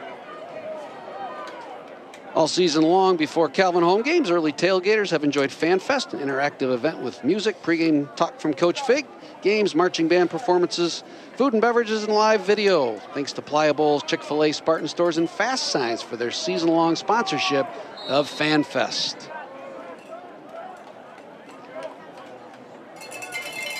Well, Calvin missed an opportunity there on that pulled field goal. 1st and 10 for Grant at his own 20 for Olivet. Here comes the rush, and Caden Bolduc and Marcus Brooker will sandwich Grant back at the 13-yard line, a loss of 7.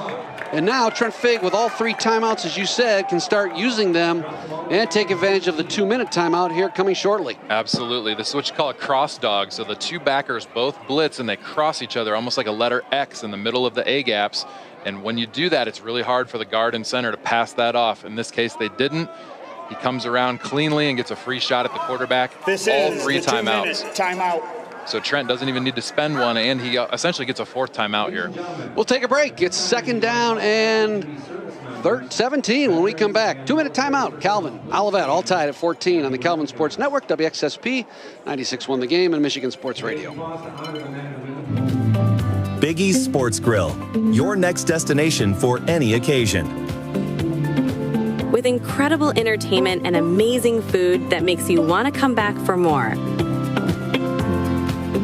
Where family memories are made. Where sports are enjoyed and friends gather. Cheers to good times, great friends, and a place where the game is always on. Only at Big E's.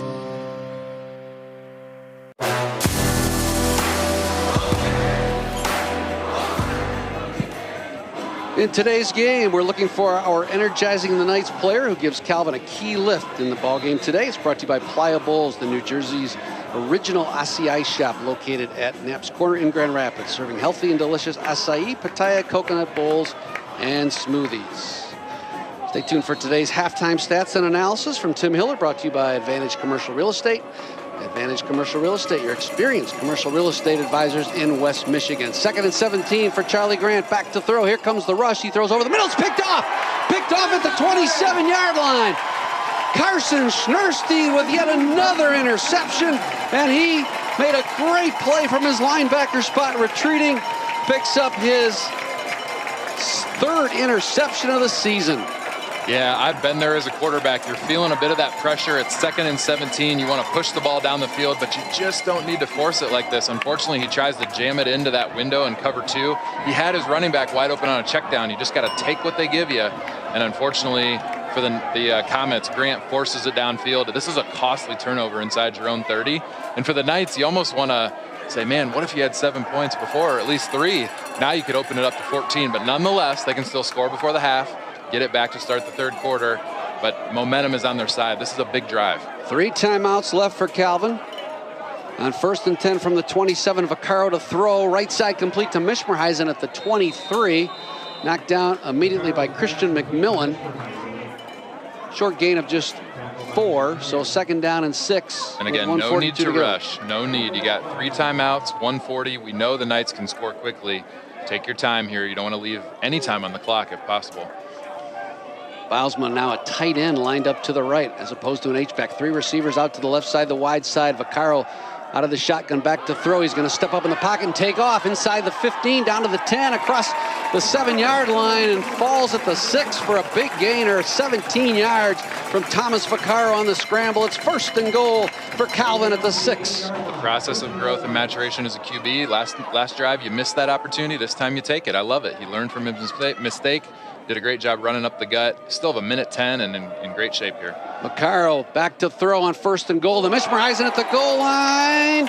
Caught at the 1. I thought he was in front of Christian McMillan, but the ball in the air never crossed the plane. Nonetheless, a great throw and catch. Yeah, man. You talk about the same pageness, right, of a receiver and a quarterback being on the same page. This is a back shoulder throw. Great adjustment, great ball.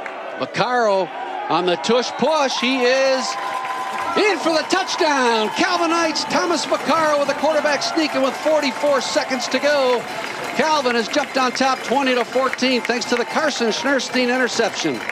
If you've looked at the game and the ebb and flow back and forth so far, no turnovers, right? Either team, both have taken care of the football.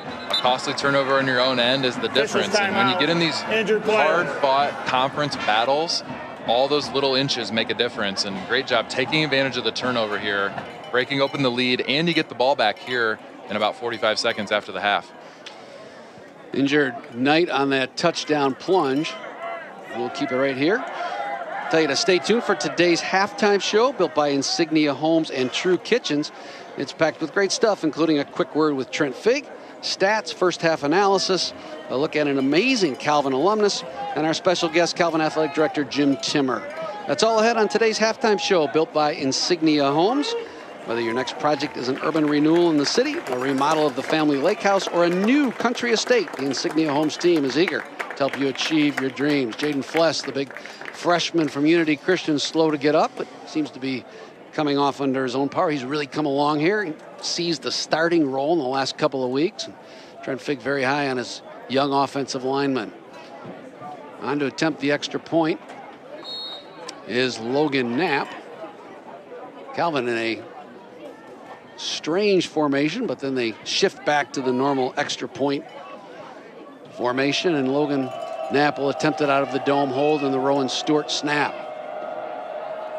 44 seconds to go. The kick is good, and the Knights lead it 21-14. In today's game, a pass interference penalty is on Olivet, is a Pietros pass interference. A PI on Olivet means 15 yards for the Knights. And fans, you receive 15% off any pizza this weekend through Sunday night at Pietro's on Birchcrest near Breton and 28th, where hand-tossed pizzas are prepared with the freshest made-from-scratch ingredients. It's a little taste of Italy in the heart of Grand Rapids, thanks to a pass interference call on Olivet. We haven't had one yet, but a long way to go in this one. Today's broadcast is brought to you in part by Educatius, the world leader in study abroad programs.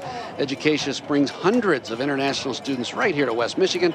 Enrich your family and change a young person's life by hosting an international student. Learn more at educatius.org. Well, Bob, I'm going to sound like a grouchy football coach here, but I think Trent would agree with me if he was sitting here in the box. Let's talk about the development of a young team, right? That last drive, first down, complete the pass, but you slip and fall. Second down, you have the scramble. Could have got a first down. You don't scramble, you throw it away. Now it's third down, and you stop the clock. On third down, you roll out right. Nothing there, you throw it away. Stop the clock again. Now it's fourth down, and then you miss the field goal, right? That's the difference sometimes between winning the conference and not winning the conference. It's a game of inches. And so as this Calvin Knights team continues to develop, they'll make that touchdown, right? They'll score, they'll get those 7 points, and they will continue to grow and advance as a program. But that's the difference right now as they continue to grow. Logan Knapp sends the kickoff high end over end to the right hash to Carter on Leatherwood, and he is chopped down back of the 17. Great special teams play by Noah Funk, the sophomore from South Christian, there to make that stop. I got my little coaching soapbox. I got it out of the way. Sorry. For those who know Tim Hiller, he's not necessarily a grouchy, cantankerous curmudgeon, but all right, we'll give you that one. Change out of character just a little bit. Yeah. My point was, Bob, you have to seize opportunities, right? Sometimes the game of football, it's so hard to win and it's so close. When you have an opportunity to score, you got to score. You got to take advantage. Just a little bit short, but the momentum is still in Calvin's favor. On 1st and 10 from the 17, Grant will roll to the right and throw it to a wide open receiver at the 25. That was Rudd. He dropped it. And now, Tim, I think Trent Figg's got 3 timeouts in his pocket. He's got a chance to get the ball back here. He really could. It's 2nd and 10.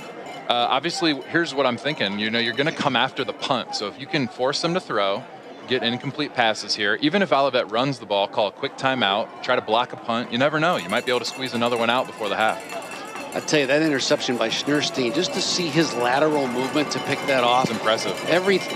Each one of his 3 picks this year has been that sort of exhibition. Grant will roll to his right. He's got a man along the right sideline just beyond the sticks. That is Bates, complete for a first down at the 30 with 28 seconds to go. And now Olivet gets into their hurry-up mode. They have all 3 timeouts left, and they'll try to score here before the end of the first half. You just got to be careful in your own end. What you're seeing, Olivet looks so comfortable early on because they were doing what they wanted to do. Short passes, running the football. Now they're more 5 wide. They're spreading the ball. Quarterbacks scrambling all over. It's a little bit helter-skelter. They need to get back to what they want to do. Charlie Grant at one point was 8 out of 9. He's completed just 5 of his last 13. So it is a little different tone here in the second quarter. Back to passes Grant again. He fumbles the football as he was hit behind the line, but alertly for Olivet, they fall on it. It was the big tackle Jelani Harbor saving the day.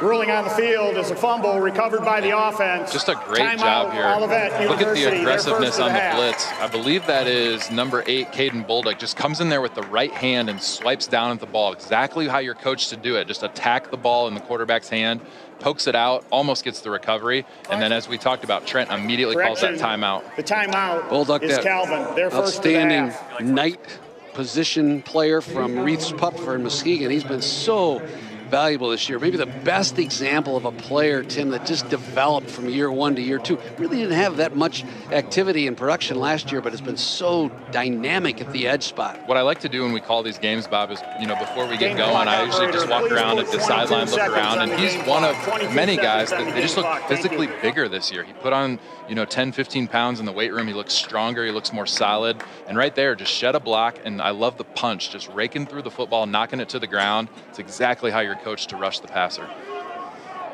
2nd down and 15 at their own 20. Calvin operator, please put 22 seconds spent on the a game timeout. clock. 22 Scoreboard seconds says on the game Olivet clock. used it. I thought Calvin. He did, yeah. The white cap official did say that, so I think the scoreboard's wrong, but Calvin used their first of 3 timeouts. They should have 2 left. 22 seconds to go in the second quarter. Calvin up 21-14. Knights back off the blitz. They rush 4. Grant back to throw. Has time.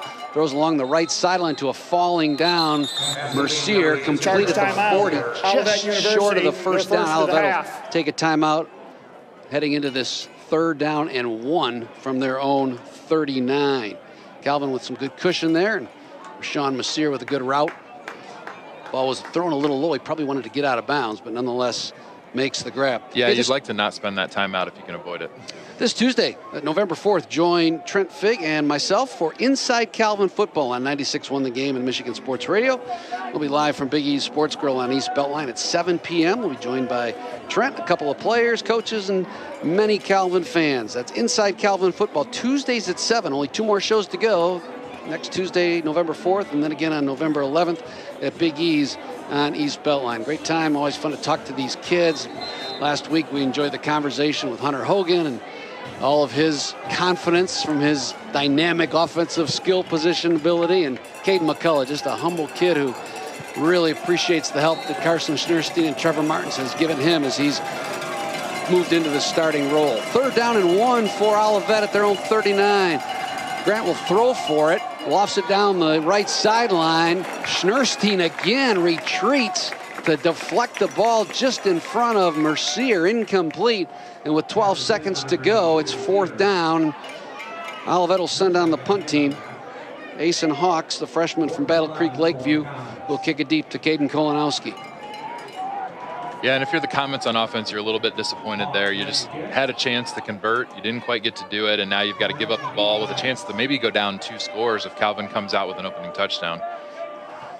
Hawks' kick, I think, was deflected, but still has enough mustard on it to make it to the 25 of Calvin, where Kolanowski falls on it, and I would assume that Trent Figg will take a knee here and go into the locker room knowing he receives the second half kickoff. Don't forget, he'll join us momentarily as we come to the conclusion of this first half and get you ready for the halftime show built by Insignia Homes. Trent will stop by, and interesting to hear his take on a first half that, boy, has seemed a little bit off kilter, and yet you look at the scoreboard and Calvin's up 21-14. Yeah, you know, momentum is a powerful thing, and Olivet grabbed it by the horns early on. They definitely had the momentum. They looked methodical. I think what Calvin has found is when they can get Olivet behind the sticks, behind in the scorer, and now out of their rhythm of doing what they want to do, it unravels quickly. And so the defense has got to find their niche in the second half to do that continuously and not let them exploit big plays. Vaccaro will throw on the last play of the first half, flushed out, throws it left sideline, incomplete for Baxter at the 35, and that's the way the first half will end. But an interesting one. Olivet led 7-0. Calvin tied it at 7. Olivet regained the lead 14-7. Knights came back to not the score at 14. And thanks to the Carson Schneerstein interception, the Knights were able to cash in on the turnover.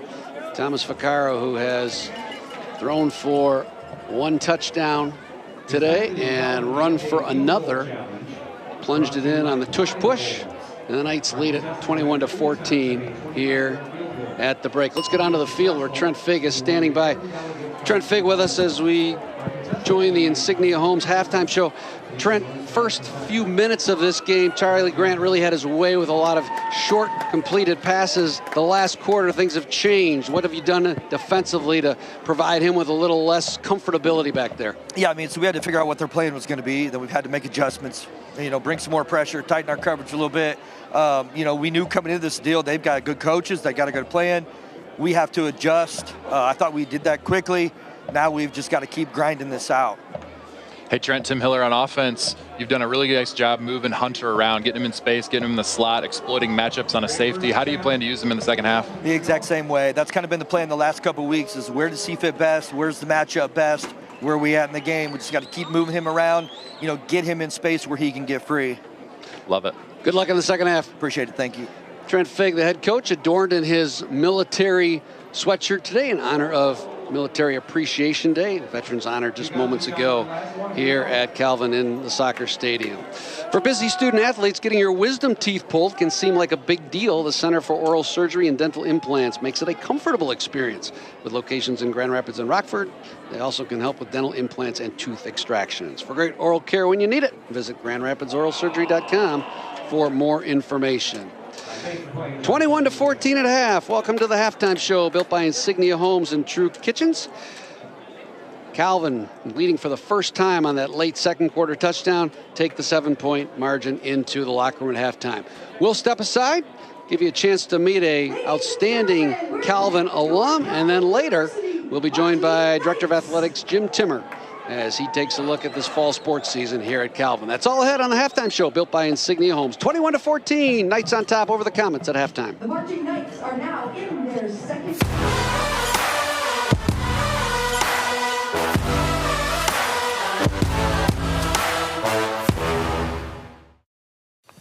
The coach just put you in the game. Everything is on the line. Are you ready? Just like a winning team needs a strategy, your finances need a game plan. At Skipper and Osterink, we're your financial coaches. We strategize together, striving to adapt to every financial play. Your victories are our victories. Our goal is to help you be successful. Join the Skipper and Osterink team. Your financial success is our focus. Night Nation. Today's game is brought to you by Capital and Risk Management Services. Since 1987, they've partnered with our community to provide financial and risk solutions that keep your future secure. Whether you're planning ahead or protecting what matters most, they're here for you. Connect with Russ Clausing at 312-458-4523 to learn more. Capital and Risk Management Services. Strategic solutions. Pursuing a secure future. I hadn't had any research experience prior to the research I did in Doug Vandegrin's lab after my freshman year. It was through the experience in that lab that I realized how much I loved not just science, but doing research and sort of the open-endedness of research. We were trying to tackle problems that nobody had the answer to. That was absolutely formative.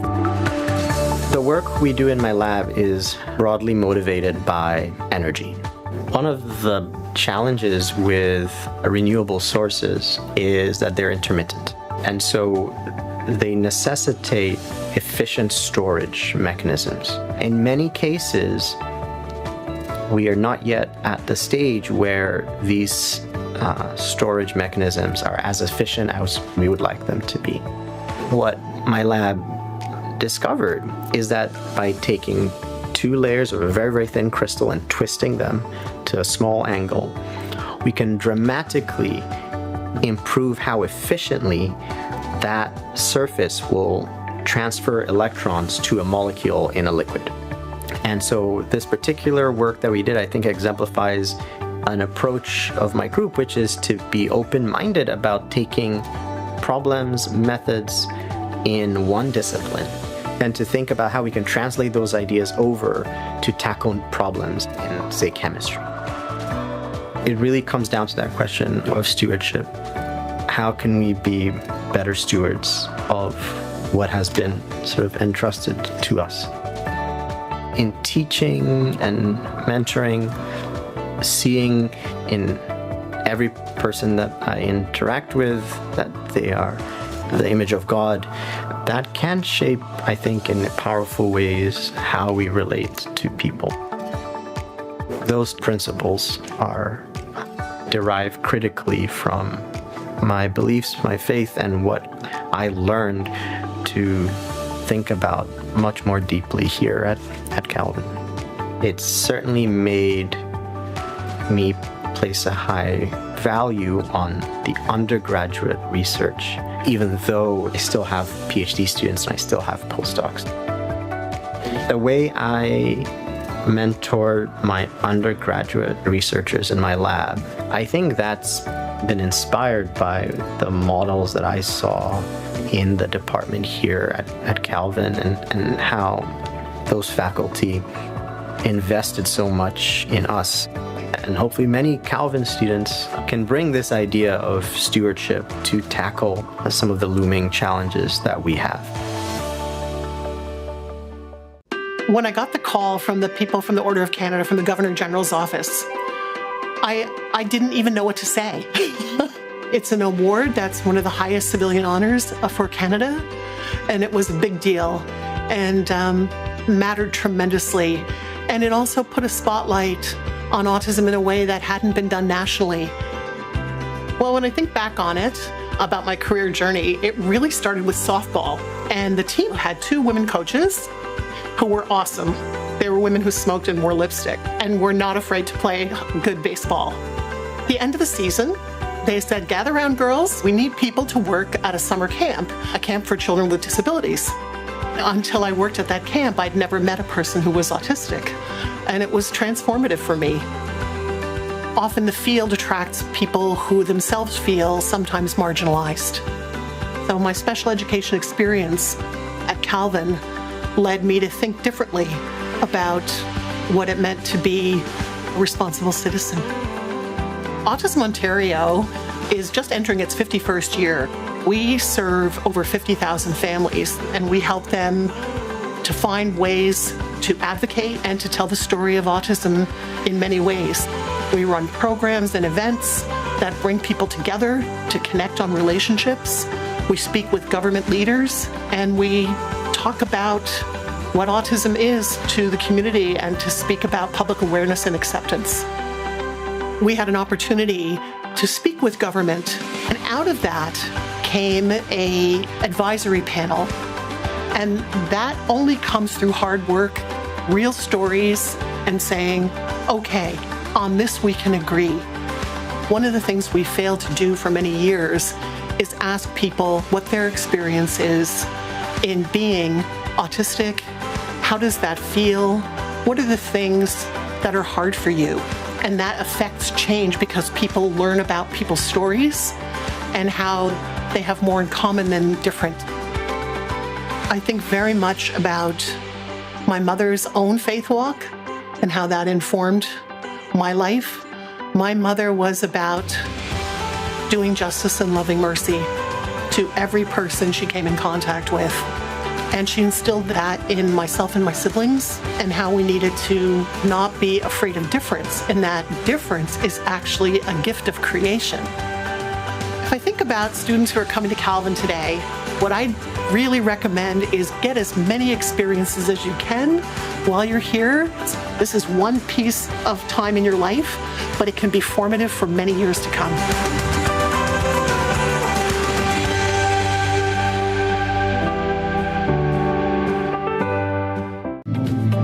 Big E's Sports Grill, your next destination for any occasion. With incredible entertainment and amazing food that makes you want to come back for more. Where family memories are made. Where sports are enjoyed and friends gather. Cheers to good times, great friends, and a place where the game is always on. Only at Big E's. Whether it's a first savings account or a mortgage down the road, Lake Michigan Credit Union is there every step of the way. As a proud sponsor of Calvin Athletics, LMCU is investing in what matters: student success, strong communities, and a bright future for all. Thank you, LMCU, for helping our student athletes and our neighbors dream big and bank smart. For as long as I can remember, I had one goal.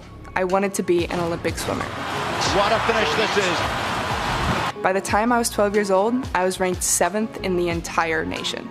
And for the next 6 years, I basically lived the life of a professional athlete, giving up everything in pursuit of my dream. When I began my college career, my dream began slowly slipping away. I battled sicknesses, injuries, and chronic illnesses I didn't even know I had. When I got cut, I thought my life was over.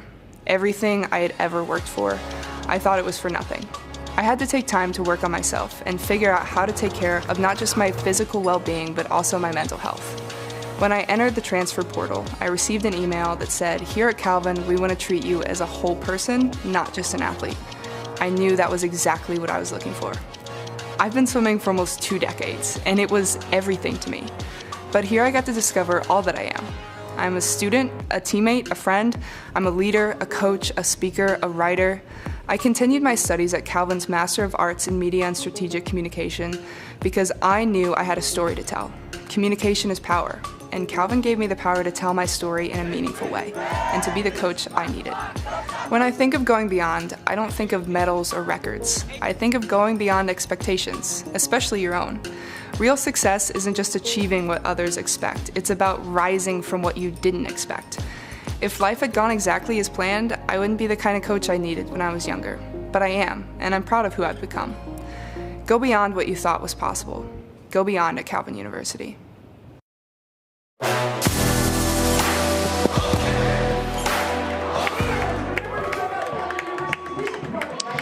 Welcome back to Calvin University. Halftime here. The Knights on top 21-14 over the Olivet Comets. Been a good one. Calvin trailed 7-0, 14-7. And then finally, thanks to Carson Snerstein's outstanding interception late in the second quarter, cashed in on the go-ahead touchdown, a Thomas Vaccaro 1-yard plunge. Here at halftime, built by Insignia Homes. Pleasure to be joined by the Director of Athletics at Calvin University, Jim Timmer. And thanks, Bob. You have been just heart beating heavily down on the sideline. What's your assessment of this first half? Well, you know, I think a tennis match broke out. We're trying to hold serve all the time, right? Because both offenses move the ball effectively, and you're trying to say, we need one play, one stop. Now, Scherstein got that for us, but boy, you're on edge because you feel like we're not controlling the game. But it's an exciting game for all the fans, all the people watching. A lot at stake here today for the Knights. A victory marches the Calvin Knights to 6 wins, which guarantees a winning season in just the second year. And I think about, as I was out at the tailgate today with you before, just how this community has learned about how to do football. Certainly the team has helped by winning potentially six games here in just the second season. The experience around football, the football program, what's your assessment of this Calvin football program, Jim, that you helped launch 2-3 years ago, and here we are in year 2? Well, you know, I remember when we hired Trent, one of the things Trent said was we're going to accelerate this. And because I had thought to myself, you know, 5-5 in year 5 would be great. And here we sit with 5 wins, and who knows what these this half and the last couple games will bring. But I think we've accelerated it all the way through with our broadcast, with our sponsorships, with our game day experience. So it's come at me and come at the university really fast. And sometimes we have a little misstep here or there, but it's been just a joy. It's been a labor of love. What's been the most exhilarating part to you? A guy who's just bled maroon and gold for decades, as you've watched this program that so many have talked about for so many years, finally come to fruition.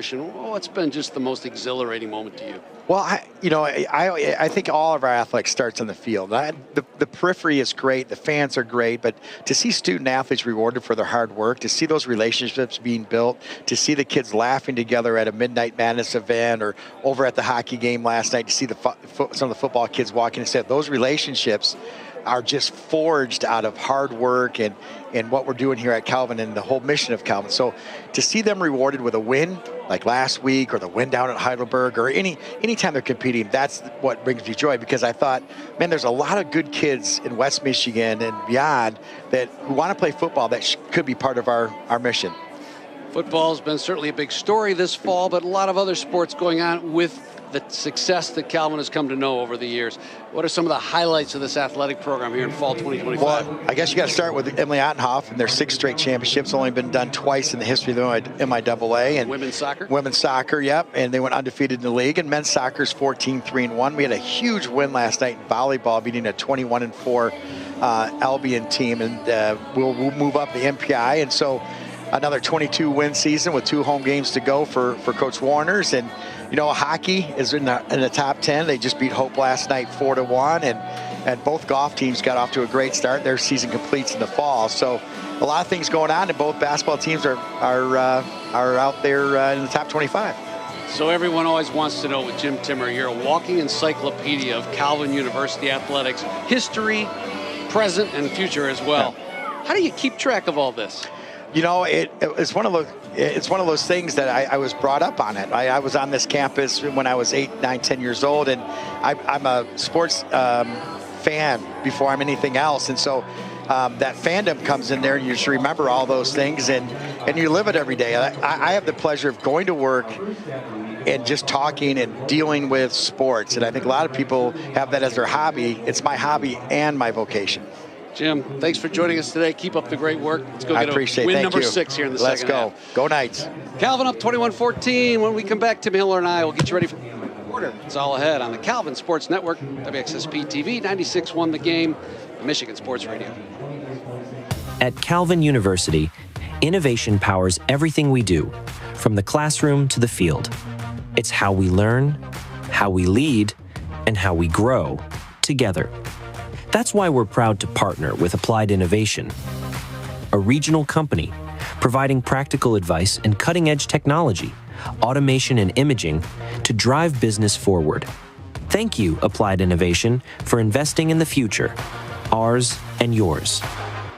Join the next generation of global business leaders at Calvin University School of Business, offering 8 undergraduate majors and 2 master's degrees, and exceptional faculty with real-world experience who will partner with you and guide you along the way, and opportunities to participate in internships, study abroad programs, and hands-on learning experiences. This is Calvin University School of Business. Your future begins here.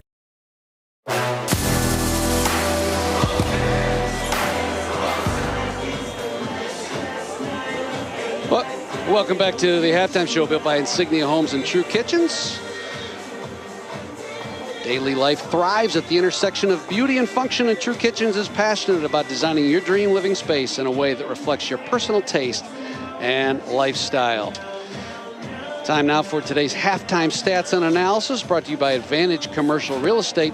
Advantage Commercial Real Estate, your experienced commercial real estate advisors in West Michigan. Tim Hiller, you can see a pretty evenly matched game here, but one thing sticks out at me, and that is the rushing yards. You always want to run for more yards than the opponent, and to look at the total offense, fairly even. Passing yards, Olivet's got the edge, but look at the rushing, 108 to 31 here in the first half. Absolutely, and we talked in the lead up about that desire to get back to that 50-50 balance, where the Knights have spent their time, even 60% on the running side of the equation. And as a little bit of mist and rain starts to fall here in the second half, that run game is going to be optimally important for both offenses to try to control the time of possession.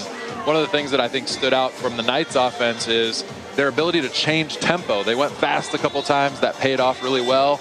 They also slowed down and were able to run the ball and control the clock and score before the half. This is a really important first drive. The first 3 to 4 minutes of the third quarter can really break a game open, and the Knights want to get 7 on the board. Individually today for Calvin, it's been Hunter Hogan really in multiple facets. He has rushed 4 times for 59 yards. He has caught 3 passes for 49, including a huge 43-yarder that set up that second touchdown. Thomas Vaccaro 9 for 17 through the air for 128 and a TD. Mishmerheisen's caught 4 passes for 47 and a touchdown. Olivet, Charlie Grant started out 8 for 9. He's cooled down a bit, and now 15 for 24 for 189 and a couple of TD tosses. Jalen Johnson had it going early on, 10 for 43 on the ground.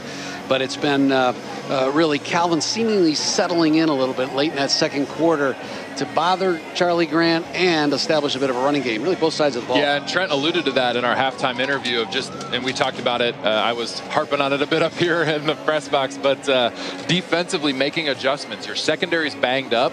They took the foot off the gas a little bit, backed off the pressure, played more coverage, less blitzing. The 2 touchdowns Olivet scored were on all-out blitzes where they beat a defender in man coverage. When they backed off and played coverage, they got an interception. They were able to still get pressure on the passer effectively. Good adjustments by the Calvin defense, and right now their goal is to get 7 on the board and open this thing up a little bit. Calvin won the opening coin toss back in the early stages of this afternoon. They defer to the second half. They'll receive the second half kickoff. Hudson Shoup on the return, angling from right to left, still on his feet across the 30, and finally dumped at the 35-yard line by Earl Arrington. 1st and 10 there for the Knights at the 35. Shoup's a solid return man. He really does a nice job finding angles. He uses his blocks well, and then he takes care of the football right at the end at contact, tucks it away. Just a nice job getting some excellent yardage. If you can start between the 30 and the 40 consistently, that's a game changer for your offense. Shoup last week returned 2 for a total of 75 yards against Trine, and for that effort was named MIAA's Special Team Player of the Week. 1st and 10 for Calvin at their own 35 to start this third quarter. They're up 21-14. Vaccaro, quick tunnel screen to Seth Anderson on the right side, cannot elude Bakari Fields right at the line of scrimmage. on that essentially long running play, maybe a yard, 2nd down and 9. Yeah, you even saw the hand signal here. So obviously the receivers signaled to Vaccaro, hey, we have leverage on the outside. He had the ability to either hand it off or pick it up and throw it. In this case, he chose the screen, gain of 1. Hunter, the running back, to Vaccaro's right. Vaccaro faked to him. Nobody open downfield, so he dumps it underneath to Hogan, who angles toward the left sideline. Finally run out of bounds at the 41. Dontrell Javon Peterson, the leading tackler for Olivet, there to push him out. Freshman from Deltona, Florida. Some of the best, most efficient passers, in the NFL and the college game, they just check the ball down routinely to their running backs. Here, nothing's open. There's no need to force it. He resets his feet, gets his elbow up, dumps it down, and Hogan gets him 5-6 yards. It's exactly what you need. And now you're in a manageable 3rd down. 3rd and 5 from the 40. Vaccaro, quick out, right side, complete to Klunder. He cannot get away from Fields, though, at the 43, just shy of the 1st down, and that'll be 4th down and 2 for the Knights, and likely bringing on the punting team. Nice play by Bakari Fields to keep Klunder from picking up that 1st down. Fields out of Indianapolis, Indiana. What's tough about this play is he's got a kind of a flood pattern, double out routes to the field, but it's a long throw. And so when you're on the left hash throwing it all the way to the right sideline, the ball's in the air and hanging for a long time. Defense is able to run to the football, and a really sure tackle on the sideline. Klunder couldn't get away. Drake Irwin, who boomed one in the first half, his only punt, will kick from his own 37. This one is a high, lazy spiral. Fair caught at the 23 by McMillan. That's where Olivet will start. 1st and 10. If you're coming to Grand Rapids for a Calvin home game or any other university event, your home for accommodation is the Hilton Garden Inn, less than 1 mile south of campus. While you're there, catch all the games on the big screen at Big E's Sports Grill. Big E's hosting Inside Calvin Football. Be sure to join us Tuesday at 7 o'clock live at Big E's for great food and football talk, and on 96.1 The Game and Michigan Sports Radio. 1st and 10 for Olivet at their own 24-yard line. Charlie Grant, who has been effective in his quarterback role today, will turn and give to Jalen Johnson, running to his left. Broke a tackle from Zimrick, but Schneerstein and McCullough were there to clean up at the 26. That's a gain of just 2. It'll be 2nd and 8. Johnson started out quick, Tim, with his rushing attack, but Calvin sort of contained him since the later stages of the 1st quarter. They really got him out of his rhythm, and so it seemed like early on Olivet wanted to establish the short passing game, get the ball out of his hand quickly, run when they needed to, but just keep those 5 to 7 yard completions rolling. They've kind of abandoned that. They've gotten away from it a bit. They've had to scramble. They went 4 and 5 wide. They had to throw it down the field. That's really not his strong suit. It'll be interesting to see if they can reestablish that short passing game. 2nd and 8 from the 26. Grant straight back to pass. He'll throw it underneath. Complete at the 27. And upended there is Churchman Sika, the sophomore tight end from Las Vegas. Great defensive play by Gage Jones to literally somersault him at the 29. Picked up 2. It'll be 3rd down and 5 for Olivet. This is what we call a mesh route here. You got double drag routes going across the middle. Definitely tough to pass off for linebackers. There was some space to run, but a great rally to the football. Schneerstein, great hustle, great pursuit. Makes a nice tackle. First completion to a tight end today for Charlie Grant. 3 receivers to the left on 3rd and 5 out of the gun. Back to throw. Here comes the rush. They've got him back at the 24, and he fumbled the football. It is loose on the turf back at the 15. Scramble for it inside the 15. And Calvin's got it at the 13-yard line.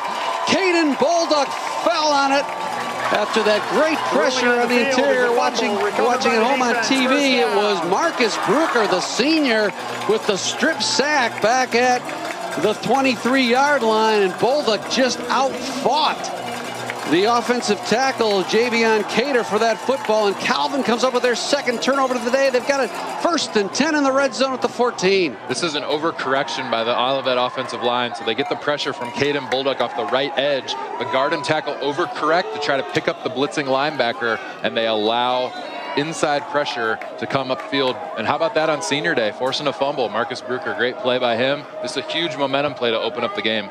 1st and 10 from the Olivet 14. Calvin trying to expand to a 2-score lead. They give us to Nick Earls. Probes off right guard. Inside the 10 down to the 9. Christopher Pommen, a senior linebacker, makes the stop. Earls with a good 5-yard plunge there. I don't even know if you put this ball in the air. Just make a statement. Run it down their throats. Plunge it into the end zone. Control the second half. Bowsman tight end to the left. They'll run that way with Earls. Bounces it from right to left. Inside the 5. Still on his feet. Lunges for the end zone. Touchdown, Calvin Knights. Nick Earls with a second effort at the 3-yard line was able to power his way in for the score. Yep, did his knee touch down at the 1? The officials conferring. But right line judge signaled touchdown. Left line judge raised his hand to spot it. Rolling on the field as the runner was short of the goal line. All right, here's when you give it to Earls again, right, Tim? He's done some yeoman's work inside the red zone. Let the sophomore from Greenville pick up his 5th touchdown of the year here. Absolutely. Let him finish what he started. He's doing a great job running between the tackles. Let's plow it in. Or you go with the tush push. Thomas Vaccaro under center. He's already scored once. They push him in, and he is into the end zone. No, the ball, hold on. The ball is loose, and it's a fumbled football. I thought he was into the end zone, but he coughed it up inside the 1. And what looked to be a touchdown for Calvin is a fumble recovered by Christopher Palman. Trent is livid. He's talking to the line judge on his side. Boy, it's just tough for us to get a good look at that. There's no replay in the MIAA. Fig making his claim that Vaccaro was into the end zone, but no, they say he fumbled it at the 1-foot line, and with 10:54 to go in the 3rd quarter, Olivet dodges a bullet. Now Calvin's got the Comets backed up. See if this Calvin defense can force a quick 3 and out. Grant, play fake. He'll roll to his left. Fires down the left sideline on 1 hop, incomplete, intended for Bates in front of Jonah Carlson and Caden Kolanowski. 2nd and 10 from the 1-foot line for Olivet. What's tough in these situations is you have a team like Olivet. They're 1-6. Their confidence isn't super high. You have an opportunity to take advantage of a situation like that. Get the turnover, pound it in. You really can break their spirit quickly, but they're kind of hanging around. They're still in the game. They're still here.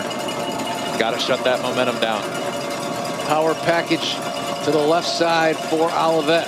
They'll fake that way to Grant. He rolls to his left, throws on a comeback route complete to Bates again in front of Carlson. He coughed it up at the 20, and Calvin's got it right back. Carson Schneerstein on the football. Flag comes in late, but I could be after the play. Bates caught the ball. Let's see on television here who made the hit to knock it away. Getting a little bit sloppy here. This is literally, Bob, the exact same play call they just ran. They had a good look of a one-on-one matchup. They play fake, roll left. He just missed the throw last time. They come back. I mean, give Eric Eider credit. They run the exact same play. Recovered by Calvin. After the play, dead ball, sideline interference on the coach. That's half the 15-yard penalty, 1st down. So Schneerstein was the player who retreated from his linebacker spot to tomahawk that ball out of the hands of Bates. And then who else? Carson Schneerstein jumping on it to recover it as well. And Calvin's right back in business, although 15 yards to the worse because a sideline penalty on the Knights moves the ball back from the 20 to the 35. And this is a spot where if I'm Thomas Vaccaro stepping in the huddle right now, I'm like, all right, guys, everybody look at me, take a breath. Let's get back under control. This has been a frantic series. Let's drive it down the field, finish a drive and get points. You got fumbles, you got turnovers. Someone needs to regain control of the situation and calm down and make a play. What a crazy start to this third quarter. 1st and 10, Vaccaro, play fake, back to throw. Here comes the rush. He's flushed out, tries to get free on the left edge, is able to pick up 2 or 3. Flag comes in on the far right side. Could be defensive holding. That caused Vaccaro to tuck that ball and go. Yeah, and nonetheless, really nice pocket movement by Thomas Vaccaro. Eyes downfield, shuffled his feet, moved to the left, felt the flow, and then ran for 3 yards, made something out of nothing. Holding defense, number 6, 10-yard penalty, and a 1st down. Christian McMillan flagged for that infraction. One thing Trent talked about this week was bunch sets, right? So he talked about, confusing their secondary, getting 2 or 3 receivers in close proximity to give easy releases to people. Olivet's answer has been physicality. They're going to stick a guy right up on the front of that bunch and really jam the front guy. Right there, he almost knocked him into the back receiver, blowing up the route, which caused the scramble, but you can't hold him. You got to keep your hands on the inside, not on the outside of the pads. A little bit of light rain falling here on this overcast Saturday afternoon. Calvin, 1st and 10 at the Olivet 23. Just over 10 minutes to go in the 3rd quarter. Knights lead at 21-14. Nick Earl still in the game at running back. Hogan slot right now. The give is to Earls. He starts to the right, cuts it back up the middle with good running down to the 15. Found a crease and seized it. Picked up 7 more, and a good run by Nick Earls. If you have good vision as a running back, you'll love these zone run schemes because it gives you the ability to pick your lane. You have an aiming point usually. You're aiming at a leg of a guard. You're aiming for a gap. And then when you see light, you crease. You step in that crease and you plant and go. Nice job here seeing the cutback. 1st and 10, rather 2nd and 3. Vaccaro will throw to McCoy Baxter in the left corner.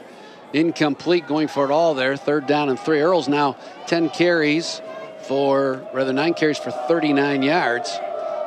You like that call on 3rd and 3 going for it all? I don't mind it because you do have 3rd and 3, so you can come back and get a manageable conversion. I just would prefer to throw it to Luke Mitchmerheisen. He's 6'7". I'm throwing there all day long against the one-on-one matchup. Earls now offset to Vaccaro's right hip. And he'll give the handoff to Earls. He slashes over the left side near a 1st down. Needed to get to the 18. I think he got it, and he did. So Nick Earls with some good hard running. Hayden Slagers was in that role last week as the 2nd running back for Hunter Hogan, that getting those hard yards. And today it's been Earls, and he's been effective. It's a thunder and lightning kind of combination. I honestly like it a lot because it puts Hunter Hogan in a space to almost threaten the defense even more with quick catches and screens. Needed to get to the 13, got there 1st and 10 from the 13. Earls has got it again over left guard. This time he is stonewalled right at the line of scrimmage. Good tackle. First to meet him there was Dontrell Thomas along with Lucas Rosso. Still got a couple though. Fell forward to the 11-yard line. 2nd down and 8. Clock inside of 9 minutes.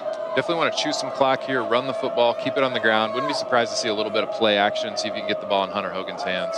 Hogan slot right. Vaccaro fakes to Earls. He'll roll to the right, looks for Hogan. He's at the goal line, but he can't get it to him. Now Vaccaro will keep it and go down the right sideline inside the 5 to the 4, and he may be just shy of the 1st down. Should be 3rd and about a foot. Again, Thomas Vaccaro using his legs. He's done that all year. He's really done that effectively today. Anytime that the pocket is broken down, he doesn't lose his head. He doesn't immediately scramble, kind of shuffles his feet, moves up into the open space. Nice job staying on the run here, looking to the last minute, and then taking what he could get. Lucas Rosso gave chase and finally ran him out of bounds. Hard count, gets him to jump, so they'll throw Mitchmerheisen fade route right corner of the end zone. Incomplete. Christian McMillan in a hand-to-hand combat there for that football with Mitchmerheisen and just knocked it away. I thought that offside was perhaps drawn there, but guess not. It'll be 4th down and 1 for Calvin. Yeah, it looked like it was awfully close. I think Vaccaro thought he did have it. I like the call to throw it up to Mitchmerheisen. Just got to squeeze it. It was a pretty good ball, pretty good spot. Normally he makes that catch. Critical 4th down here. Got to get the ball across that plane, get that 1st down, 4th and 1. 4th and 1, just outside the 4. Olivet digs in. They give us to Earls. Plunges his way over right tackle. That's a 1st down to the 2. Good blocking by the right side of that line. Wyatt Young, Quentin Napier, banged up knee in there. Able to submarine. Earls was Mackay Foster, an injured Olivet. Players down on the field. And yeah, we saw Jaden Flesko out earlier, so Quentin Napier in the game. He's a little banged up as well on that right side. And then Braden Steinbacher and Liggett, 2 of the more faithful and strong and good double teaming guys in the interior of the Calvin line. Did a nice job there. Got a good push, good patience, good lunge there by Nick, and got the 1st down. That's a huge conversion. Get some points here. A fresh set of downs only on the 4-yard line. Really a great opportunity. Fans, today's Calvin Women's Sports Report is presented by Lake Michigan Credit Union.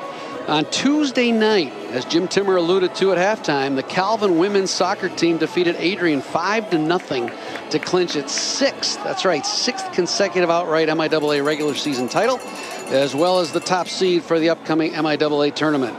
Under the direction of head coach Emily Ottenhoff, the Knights are currently 12-4-0 overall and finished with an unblemished 8-0 record in conference play.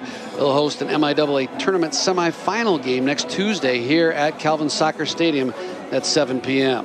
That's today's Calvin Women's Sports Report, presented by Lake Michigan Credit Union, where our members really like earning more when they save and paying less when they borrow.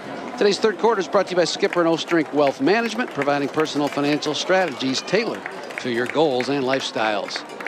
Injured Olivet Comet is Mackay Foster, who made that tackle. The freshman linebacker from Florida. A lot of kids from Florida on this team, Tim. Coach Eric Eider has gone south. Well, we talked about that earlier. He kind of has a similar arc to his career as Trent. He coached at Michigan Tech. I actually got to kind of rub elbows with him when I was the head football coach at Gull Lake High School in the Kalamazoo area. He'd come recruit some of our players when he was at MTU up north in the UP. Then later went on and coached at the University of Florida, the house that Steve Spurrier built in Gainesville. He's an offensive analyst. Obviously now he's a head coach. He knows the MIAA. He's an alum, I believe, of Albion College, but really a good play caller. 1st and 2, they give us to Earls right up the middle, spins his way toward the goal line, and again, we're waiting for the signal, and he's just shy.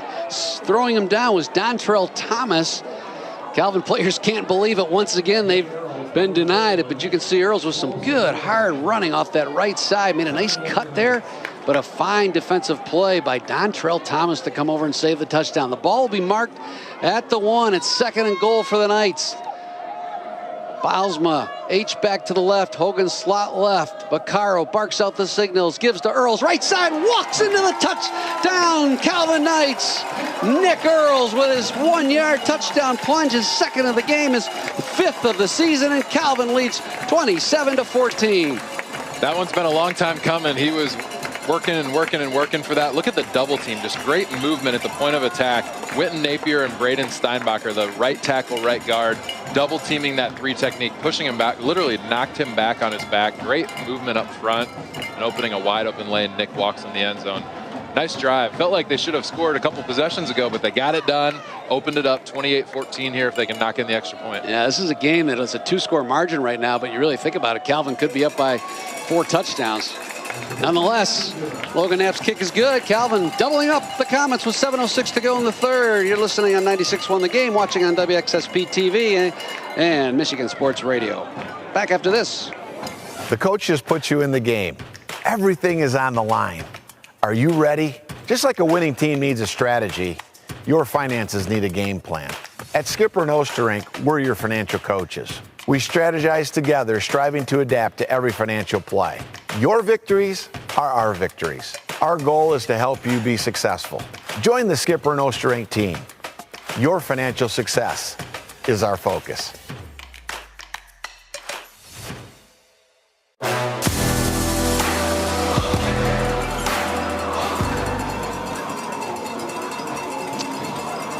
Nick Earls with a 1-yard touchdown run, capping off that 23-yard scoring drive after Carson Schneerstein yet again comes up with a big turnover, and Calvin capitalizes on that 23-yard drive. Scoring summary presented by Paris Motors. Find your next drive at Paris Motors, a fantastic selection of used cars to meet your specs right here in Grand Rapids.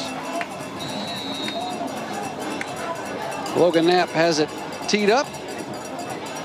And the Knights will kick it off, looking to really the play's all been down on the Olivet side. So it's been a good 3rd quarter for Calvin.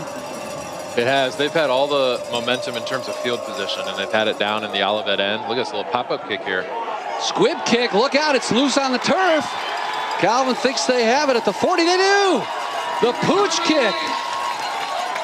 The element of surprise, and there is a scrum for that football at the 40-yard line. Both teams claiming they have it. Let's see who's got it. The bottom of the pile.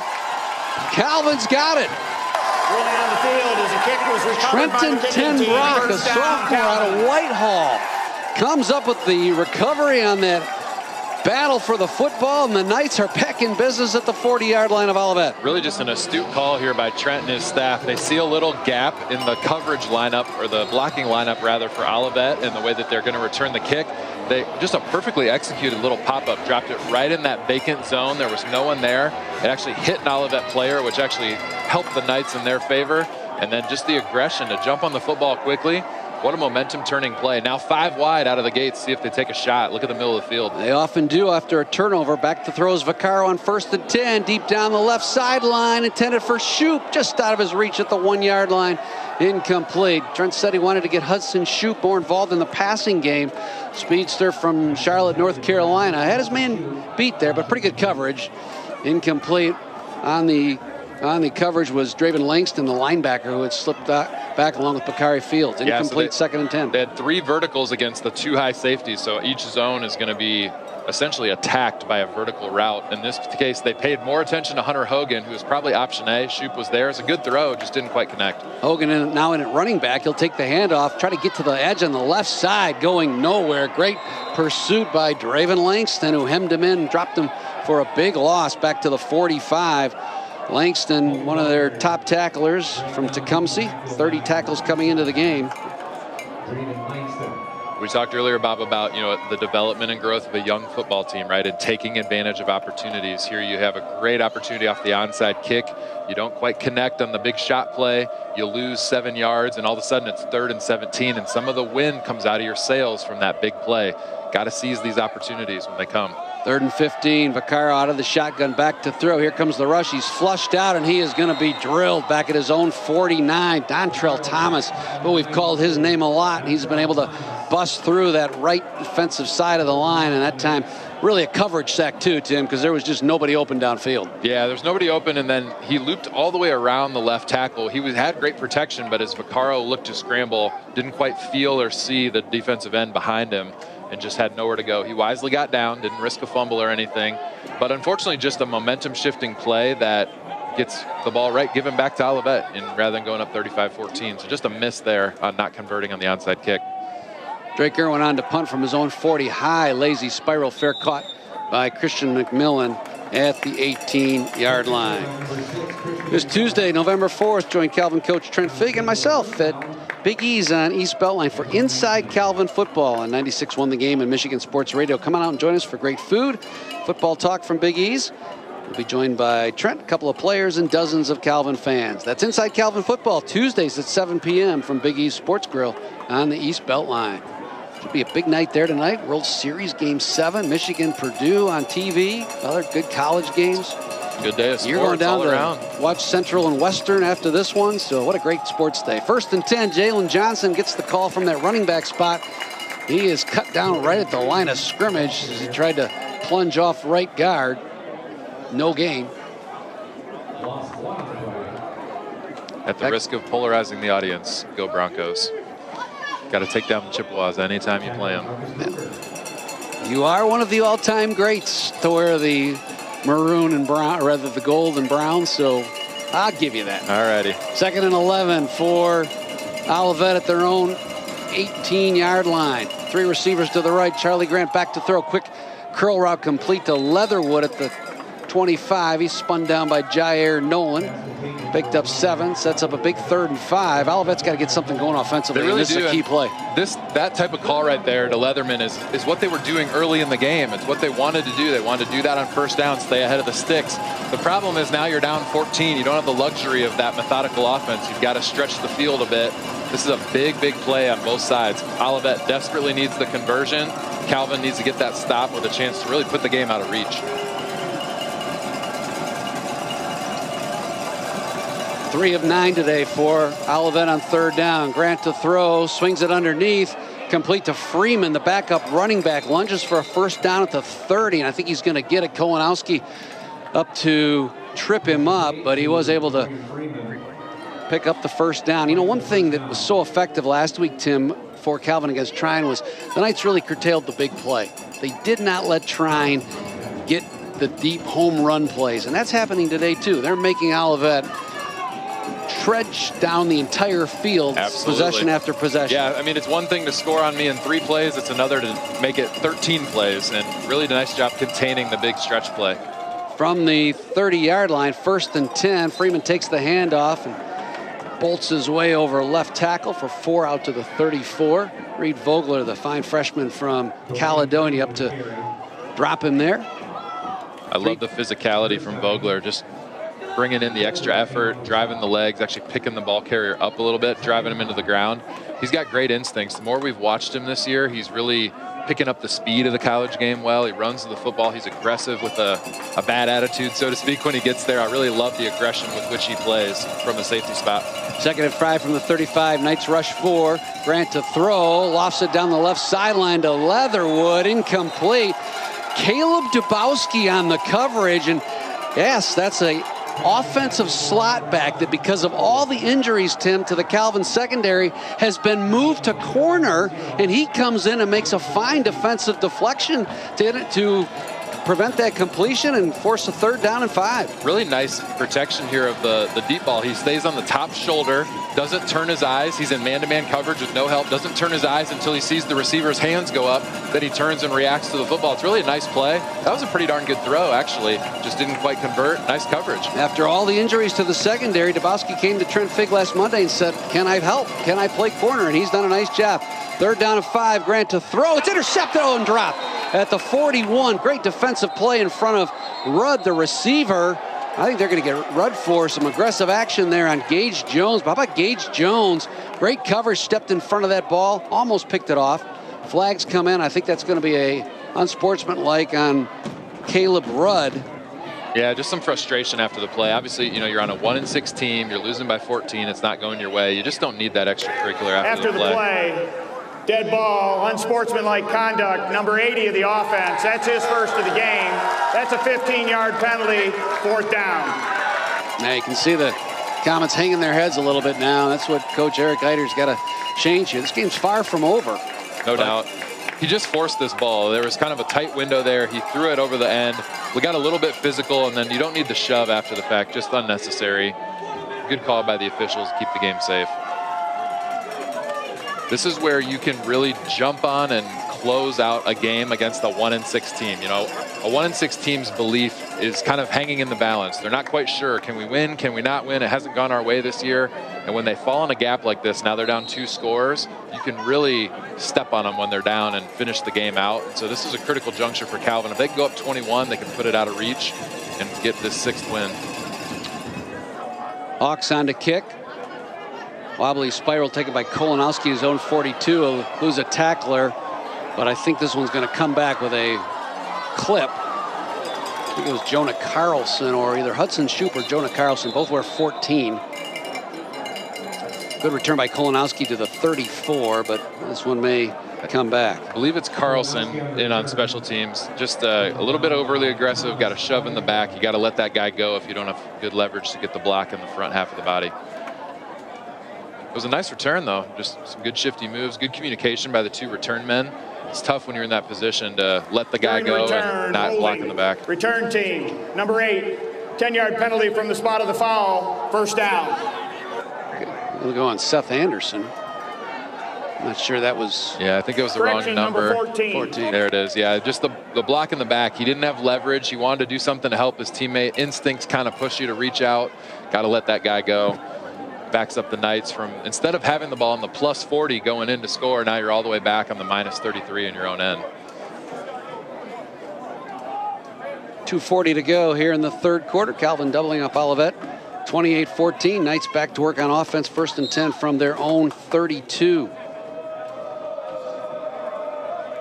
Macaro with Earls to his left. He'll fake to him and throw to Mishmerheisen on a back shoulder throw. And that's is that going to be offensive or defensive interference there? Did Mishmerheisen push off at the 47? Kind of an unlucky call. I think he was just simply extending the arm to try to go back to the ball. I think they're going to get him for a push off. It wasn't really necessary. It didn't really affect the play. Just kind of an unfortunate call. I think they're going to hit him on. Pass interference, offense, number 18, 15-yard penalty from the previous spot. I mean, 1st down. Here's the other thing, Bob, is he's so big and he's so much more physical than these small corners from Olivet. You know, one little shove, he sends that guy flying and goes back for the ball. It was really a nice throw by Thomas Vaccaro. Great touch, right spot on the back shoulder. See here a little RPO action. He rides it. He can run or pass. Just a good ball. Look at that. A great spot. I don't know. It's a little bit nickel dime for me, Bob, but nonetheless, he saw that extended arm. The corner went flying because Mishmerheisen's such a big, strong guy, and just an unfortunate call. 1st down and 25 now for Calvin at their own 18. Trips to the left. Vaccaro looks that way on shotgun snap. Instead goes underneath to Hogan at the 23. Short gain. Bakari Fields tackled him there.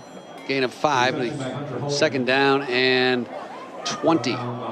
There's just no good call for 2nd and 20. The best case you can get here is if you can gain like 8 to 10 yards, try to get half of it back, then you have a more manageable 3rd down, but it's just really hard to play from behind the sticks. Play fake to Earls.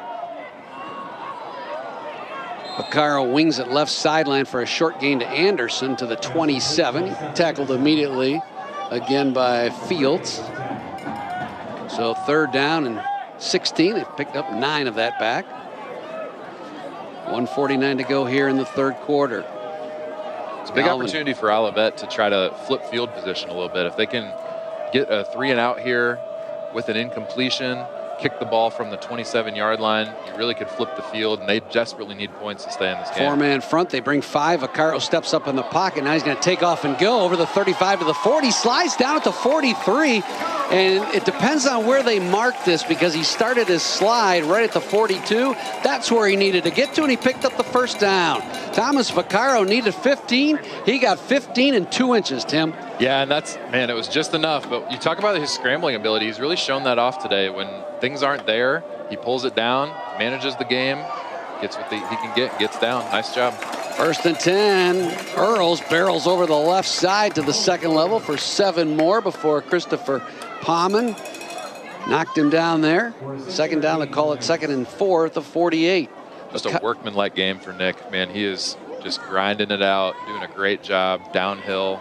Really impressed with his effort today. Vaccaro with 48 yards rushing. Earls adding more to his 54, but this one might come back. Flag comes in, could be holding as Earls was able to barrel his way down to the 44. I think it's a face mask, actually. Yeah, it was kind of close, but it looked like the hand grasped the face mask, probably the 5-yard variety, I'm guessing. It didn't look like the head twisted. See what Personal they call. foul, face mask, defense, number 92, 15-yard penalty, and a 1st down.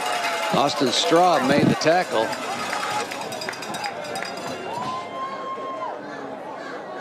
Oh, yeah. It was Dontrell Thomas on the replay. You can see it. Stuck that left arm in there and grabbed Earl's face mask. Wasn't intentionally, just kind of was trying to make a play. Nice job by Nick making a good cut there. And, man, I'll tell you, he's just a workhorse. He's just been sticking his foot in the ground, finding a gap, and then committing to it, running hard, not dancing, not juking in the hole. Very impressive game from him, being a downhill runner. And really another feather in the cap of the Calvin offense to have a runner like him in short yardage downs. Trent Figg said that he wanted to run the ball today. And, Tim, that's 164 yards rushing. And Earls is going to pick up 3 more here as he slants his way over the right side. And that'll bring us to the end of the 3rd quarter as Charles Anderson made the tackle there. We've played 3 quarters. Calvin leading 21-14 at the half. Picked up 1 touchdown here in the 3rd. They're on the move as we start the 4th quarter. Don't go away. It's Calvin football on the Calvin Sports Network, WXSP TV and 96.1 The Game. Join the next generation of global business leaders at Calvin University School of Business, offering 8 undergraduate majors and 2 master's degrees, and exceptional faculty with real-world experience who will partner with you and guide you along the way, and opportunities to participate in internships, study abroad programs, and hands-on learning experiences. This is Calvin University School of Business. Your future begins here.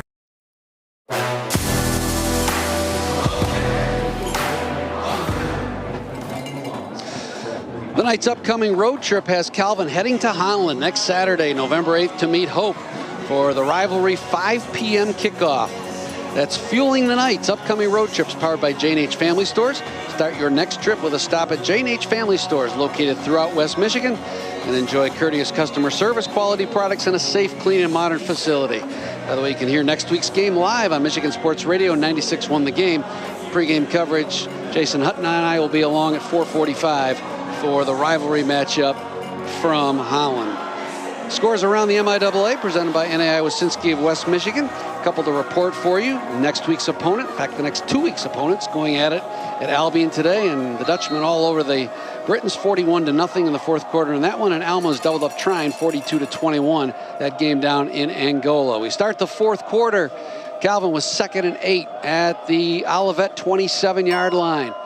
Nick Earls, who's been busy here in the 3rd quarter on that counter play, starts right, then powers left and picks up 7 more down to the 20-yard line, very close to a 1st down. It'll be 3rd and 1. Remember the vintage Tampa Bay Buccaneers, Mike Allstott, just powering the ball down there? That was a Mike Allstott type of run. Just square the pads, get downhill, don't stop the feet. 7-8 yards. I mean, it's demoralizing for a defense if they just can't stop you on the ground. Mike Allstott might be about the last fullback to have any rushing yards. It's sort of a lost art, isn't it? 3rd down and 1. Earls has got it again. Little jitterbug at the line of scrimmage, showing some wiggle there, and is able to lunge for a 1st down to the 16. Well, he's just, again, the toughness. I mean, you don't realize how hard the running back position is to play if you're going to carry the ball 20, 25, 30 times. And he's just picking himself back up off the turf, doing it again. Really impressive. His toughness, strength, conditioning, having a really good day. The Knights have really adjusted the tempo, too, up by 2 scores, taking a little more time off that clock here. 1st and 10 from the 18. Here's a play fake. Quick curl route complete to Hogan at the 10. Motors his way inside the 5, down to the 2, carrying tacklers with him. Hunter Hogan. Yep, this is called an RPO, a run pass option. So he can hand the ball to Earls, he can pick it up and throw the hitch route to Hogan in the slot. He reads it well. He sticks the ball out, starts to ride it. The backers commit to the run. That's what they've been doing over and over and over again. Pulls it back, quick hitch. You just can't defend it when you execute it well. And this is the weaponizing of Hunter Hogan. Put him in the slot, he can catch it, he can run a route. You've got to pay attention wherever he is. Montrail Reed and Kari Fields. Aaron McCray hanging on for dear life there. 1st and goal from the 3. Calvin trying to make this a 3-score game. Fade route right corner. Mishmerheisen just out of his reach. Out of bounds, incomplete in that right corner. Working on Christian McMillan. Pretty well defended by McMillan there. He was physical at the point of attack. He got his hand. If you're a receiver and you're trying to hand fight a little bit, you don't want that guy to get into your pads. Right there, he got his hands on the inside of Mishmerheisen, gave him a shot at the line of scrimmage, kind of set him back in the route. Had really no place to throw the ball. Nice coverage. 2nd down and 3. 2 receivers out to the right. Anderson split wide to the left. Earls is the running back off Ficcaro's left hip. He'll take the handoff, start right now, cut back to the left, stumbles, but then is able to just lunge forward, and is he in? Touchdown, Calvin Knights. Nick Earl with his 3rd TD of the game. I thought his knee hit at the 2, but he was able to put that left hand down, Tim, and keep his balance. Oh, great run by. Look at that, and his offensive lineman almost falls on him. He tucks his head, he keeps his feet moving. Just an incredibly impressive run. And the 2-point conversion. Paul Bama on the trick play 2-point conversion while we were looking at the replay. Bama, was that a direct snap? I think it was. I got to be honest, Bob. I didn't see the whole thing. I think it was either a handoff or a shovel. Offside, offense, number 74, lined up in the neutral zone. Replay the kick down.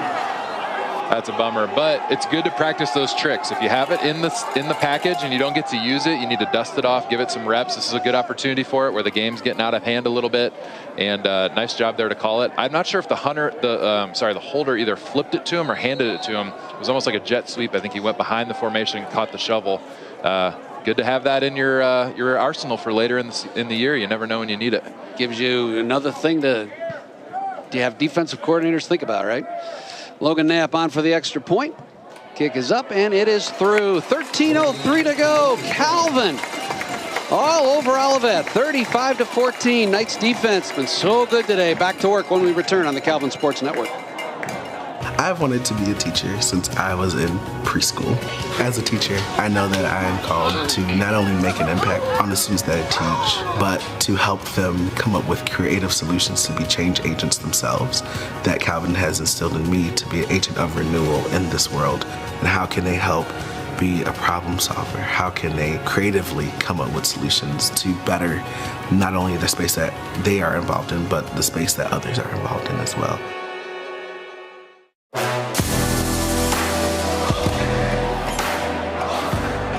Calvin University Athletics offers summer sports camps in 15 different sports for kids in elementary school through high school. Visit CalvinKnights.com for a complete list of camps. Calvin Summer Sports Camps are sponsored by Power Strength Training Systems with 6 locations throughout West Michigan. Specialized training programs for high school and college athletes, plus customized training for adults over 40. Power Strength Training System is West Michigan's comprehensive athletic training center. Check them out today at powerstrengthpro.com. 35-14, Calvin in command here on this final home game of the 2025 season as Logan Knapp's kickoff sails through the end zone, 1st and 10 at the 25 for Olivet after that touchdown drive. This is one of those games that, one of many that if you're Trent Fig and his staff, they circle it on the schedule, say, hey, we keep receipts. We lost this game last year. It was a barn burner. We felt like we could have beat Olivet. How can we respond this year? And they've really fought through some adversity. They have missed some opportunities, but they've stuck with it. They've stuck to the game plan. They made good adjustments, pounding the football, getting back to that balance of the run, setting up the pass. Really a good start to the second half, and great way to start the fourth quarter here by getting that score and opening it up by 21. Calvin with over 100 yards more in total offense than Olivet on 1st and 10. New quarterback, that's Avila.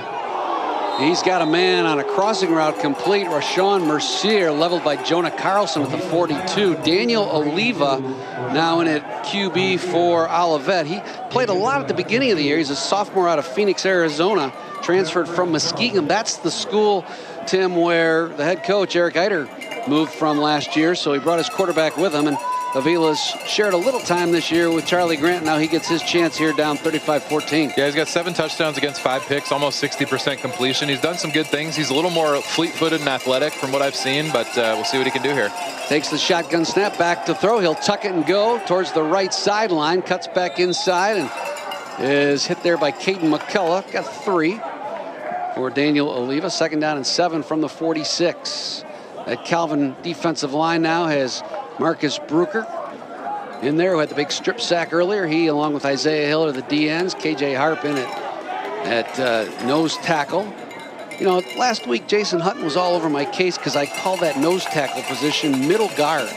That's a throwback from the Bo Schembechler days at Michigan when they labeled that spot middle guard. Have you heard that term? I have, yeah. It's a vintage term for sure, but you're in the middle of the guards, so there you go. Nice bring pressure. 5 guys blitzing, and the pass is incomplete down the right sideline, intended for Mercier. They're going to get Caleb Dabowski, though, on an interference call. Avila took a shot as he delivered that, but was able to stand in there and get rid of it, and the interference play will move the chains for Olivet. Yeah, Trent's unhappy, and I see why. He's trying to make the argument that ball was not catchable. It was pretty well overthrown. The quarterback, number 8, Avila, got really, there it is. They waved it off. So that ball was really overthrown. And so when that happens and there's not a play on the ball, obviously it's not pass interference. So probably a good call by the officials. You also have Dabowski in there who he's a little rusty, right? He's played defensive back in high school. He hasn't played a lot here in college. 1 week. Yeah, and that's a tough position to be in. Give him credit for being out there and competing. 3rd and 7 from their own 46. Olivet's Daniel Avila with Jalen Johnson set behind him in the pistol. 3 receivers out to the wide side, the left side. Calvin and their crowd here making noise, exhorting this defense on. Knights rush 5. Avila has time. Oh, he's hit as he throws it. No, it's a fumble. Loose on the turf. He recovers it. It was Charlie Garbowski who got in, and the question is, was his arm going forward? I thought it was, but... Yeah, the line judge on our side definitely signaled that the arm was coming forward, so it was incomplete, but great pressure. Anytime you can get pressure without blitzing, and you can get that inside rush, Isaiah Hill getting home there with a nice inside swim move.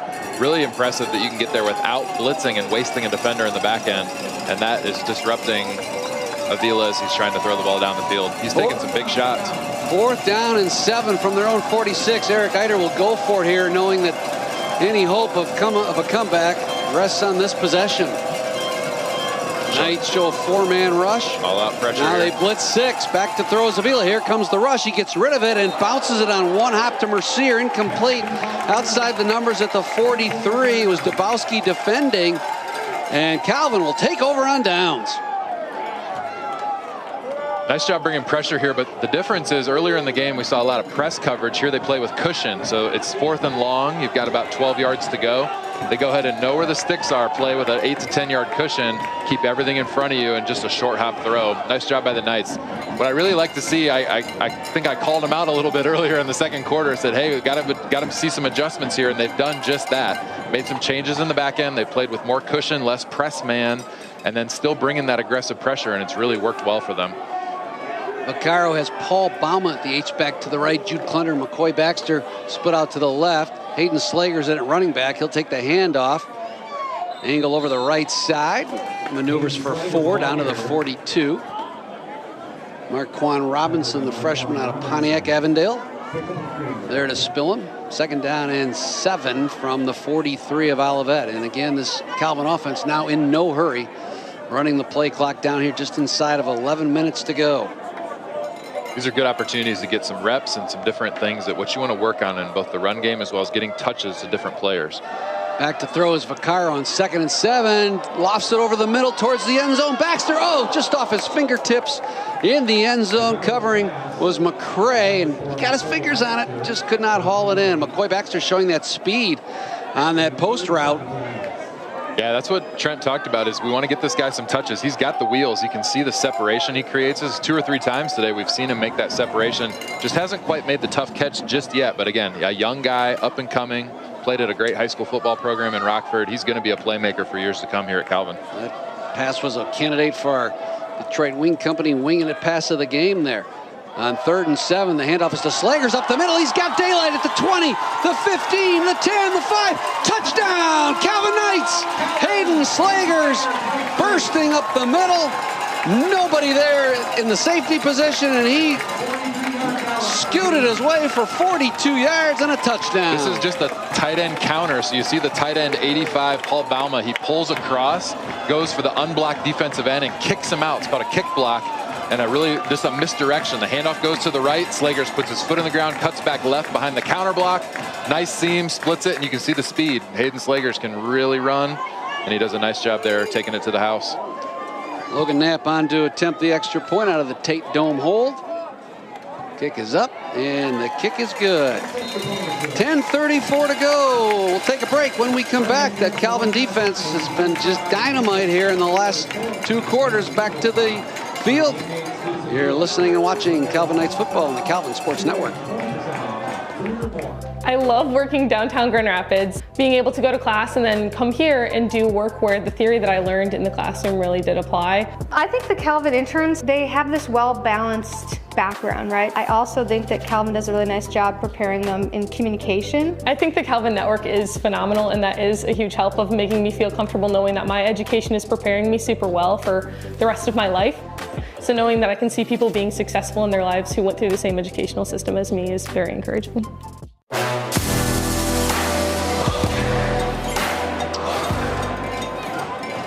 Today's 4th quarter is brought to you by Skipper & Ostrich Wealth Management, retirement planning that seeks to deliver the retirement outcomes you deserve. Be sure to check out MichiganSportsRadio.com next Friday, as well as 96.1 The Game for high school football coverage. Round 2 of the playoffs here in West Michigan. And West Michigan high school football, Tim, so important to this Calvin program. Over 80 players prepped at West Michigan, and truly this is sort of West Michigan's college football team. There is no school in the region like Calvin with so many West Michigan players. There's no doubt. High end over end kick taken by McMillan at the 6. Stutter steps over the 15. Check that, it was Leatherwood, and he is crushed at the 17-yard line. Charlie Garbowski down there, so was Trenton Ten Brock, who made that big recovery on a pooch kick earlier, and Calvin's special teams turning on the heat as well. And I think you're right, this is where Olivet, a 1-6 team, you sort of start to cash it in a little bit here, and Calvin, I think, senses that, and a lot of kids excited to play here for the Knights and roll up some more yardage and points. No doubt. This is a chance to work on things in a game situation. So if you can sub guys in, get a few reps here and there with starters and a mix of starters and reserves, you can really both work on schemes as well as getting guys game experience. Daniel Avila out of the shotgun. Fakes to Jalen Johnson. Now bootlegs to the right. Finds Toscano, the tight end, open outside the numbers at the 20. Scampers his way up the right sideline. Upended by Caleb Dubowski at the 37, 38-yard line. So again, Dubowski has a history as a slot back. Really a speedy guy out of Big Rapids, but with all these injuries to the secondary, he came to Trent Figg last week and said, let me play corner. I played it in high school, and Trent told me today he's going to be really good. Yeah, so, the epitome of a team guy. I mean, the more you can do, the more you can play, right? And so for him, just showing the character and the perseverance to step up and say, I just want to help the team win. How can I help? On 1st and 10, Avila zips it left flat to Jalen Johnson, out across the 40 to the 42. Jair Nolan up to contain him there after that completed pass for 4 yards. Jair Nolan's always been a sure tackler, but man, he brought some force to this hit. Just a nice job coming off the block. Look how he rips through there. and does a great job delivering the blow. Just a nice job getting off the block on the edge. Really impressed by the senior there with a great play. That last drive for a touchdown for Calvin was 3 plays, 46 yards, covering 46 seconds. Hayden Slager's 43 yards for the TD. Paris Motors drive summary. 2nd down and 6. Avila back to pass. He'll tuck it and go right up the middle near the first down marker to the 46. Gage Jones stopped him there. 3rd down and 2 for Daniel Avila. Avila brings a little bit different feel to this Comets offense. He's a little bit twitchier. He's fast. He gets out of the pocket and runs. You've seen Eric Eider put him on the move quite a bit, play action, get him out rolling around. But he's a quick guy and moves around well, throws a good ball. I've been impressed with him so far. Other than Dubowski, Knights still with their starting secondary. Vogler and Kolanowski are the safeties. Nolan, the wide side corner. Charlie Garbowski's in at linebacker now along with Schneerstein. 3rd down and 2 for Olivet. Avila has time. Over the middle, he throws for the intended receiver, Brashears, and Kolanowski was beaten on that play and grabbed onto his jersey. That was an easy call. Pass interference for the official. And, you know, Wade Brashears has been pretty quiet. He was very active, definitely leading receiver coming into the game. Defense, number 15. 15-yard penalty from the previous spot. 1st down. Made a lot of plays in the first half, and here he runs the post. So just the all-in shot. They could run 2 receivers in the route. He comes across the field, and they're just going one-on-one. He had a step, and unfortunately just a pretty obvious call for the official to grab. Tim, how about this? 2nd half, just 73 yards in total offense for Olivet. Yeah. This Calvin defense has really stiffened here, and part of it's been Calvin's offense too. Really controlled the ball, kept the Olivet offense off the field. The perfect recipe against a team that can make big plays, and that's how Olivet needs to get back in this game. No doubt. 8:30 to go. Avila with Johnson behind him out of the pistol. 1st and 10 from the Calvin 40. Back to throw. He'll check down to Jalen Johnson on the right flat. Inside the 35 to the 34. Run out of bounds by Bolduc and Schneerstein. Picked up 6 to the 34, and with 8:10 to go, it'll be 2nd down and 4. Nice job by Avila here. He's patient, eyes down the field. Nothing is there, and he checks it down to his flare route. Good technique, too. He kind of resets his feet, dumps it down, gets a nice gain. I've been impressed with what I've seen by him, just making good choices, getting the ball out quickly, has a good scramble ability if things break down. 2nd down and 4 from the 34 for Olivet. Avila takes the shotgun snap. Here comes the rush from Wiggins. He dumps it on that underneath drag route to Mercier, eludes a Gage Jones tackle, and then is swarmed by Calvin at the 20. Picked up enough for the 1st down. That's been an effective play, that underneath drag. Again, you talked about how the linebackers, if they blitz, that area is open, or if they drop back, it's open. Yeah, I'm a big fan of, I played in a system in college where we used a lot of crossing routes. If you have an aggressive linebacking core, it's a good fit. Avila on 1st and 10, wings it left flat to Mercier, a little low for him in front of Gage Jones, or rather Dubowski, incomplete. 7:19 to go, it'll be 2nd and 10. You know, if you have a Calvin defense that likes to blitz a lot, so when you get those blitzing backers, those drag routes and crossing routes are great for replacing the blitz where there's a void in the defense. Also, if you have an aggressive linebacking core that likes to get hands-on receivers as they run up the field, they have to turn their back to the quarterback, and you can really replace them there with those drag routes. So those crossers are tough to defend for an aggressive linebacking core. 2nd and 10 from the 20. Ball in the left hash. Brashear. Rudd wide to the right. Avila back to throw. They set up the screen, and it was deflected by either Sheets or Bolduc, and that was a terrific play, Tim, because Johnson had some room to run. Let's see who got their paw on it. Caden Bolduc. Who else? Yeah. Just making plays all afternoon and really all season. Yeah, we used to call this a Bengal screen. So what you do is you invite the defensive end to go around you, and you try to bring that rush up the field, and then you slip it in behind him. They executed the play well. Everything was set up, just couldn't find the throwing lane, and really fortunate that they knocked that ball down because Olivet had some room to run. Bolduc 2nd in the MIAA in sacks. Had a pick last week against Trine. Just a fabulous defensive, versatile player. Avila will roll out on 3rd down and 10. Throws it short to Johnson out of the backfield. Gage Jones chopped him down at the 15. Short of the 1st down. 4th down and 4, and they'll likely go for it. Just a little sprint out here. They show pass to the left, and they flip and flash and run around and roll out to the right here. Avila throws the ball a little bit behind him. I think if he had thrown an accurate ball, it probably would have been a first down. His running back had to kind of stumble and adjust to the call. It's a big 4th down for both sides here to kind of close out the game. 6:40 to go. Calvin looking for another 4th down stop. Olivet's 2 for 4 on 4th down, and they're going to take a timeout and talk this one over. We'll keep it right here before this big 4th down and 4. Lights up 42-14. Tim, good to have you out at the Fan Fest today, brought to you by Playa Bowls, Chick-fil-A, Spartan Stores. A lot of fun there today, just as the Calvin community gets more and more familiar with how to do football, right? What's been your impression of just this overall experience here in just 2 years of Calvin football? Well, it's really impressive, honestly. I mean, to have, first of all, this much success in year 2 is really remarkable for the program. And then on top of it, you know, Calvin has a deep bench of alumni and supporters and community members that have benefited from all the great programs that this school offers. I know many members of my family and my wife's side of the family have attended here and had a great experience. And so that community, like Calvin tends to do, has rallied around the program, rallied around these events like tailgating and Fan Fest. And, you know, football is a community building sport. You can bring in recruits for other sports to see the game, see the campus, and make an event out of it. So I think it's really been a big win. And kudos to Trent Fig and his leadership. I mean, he has built a culture already of guys that are bought into doing it the right way, going hard, focusing, and leading with character, and it's really impressive.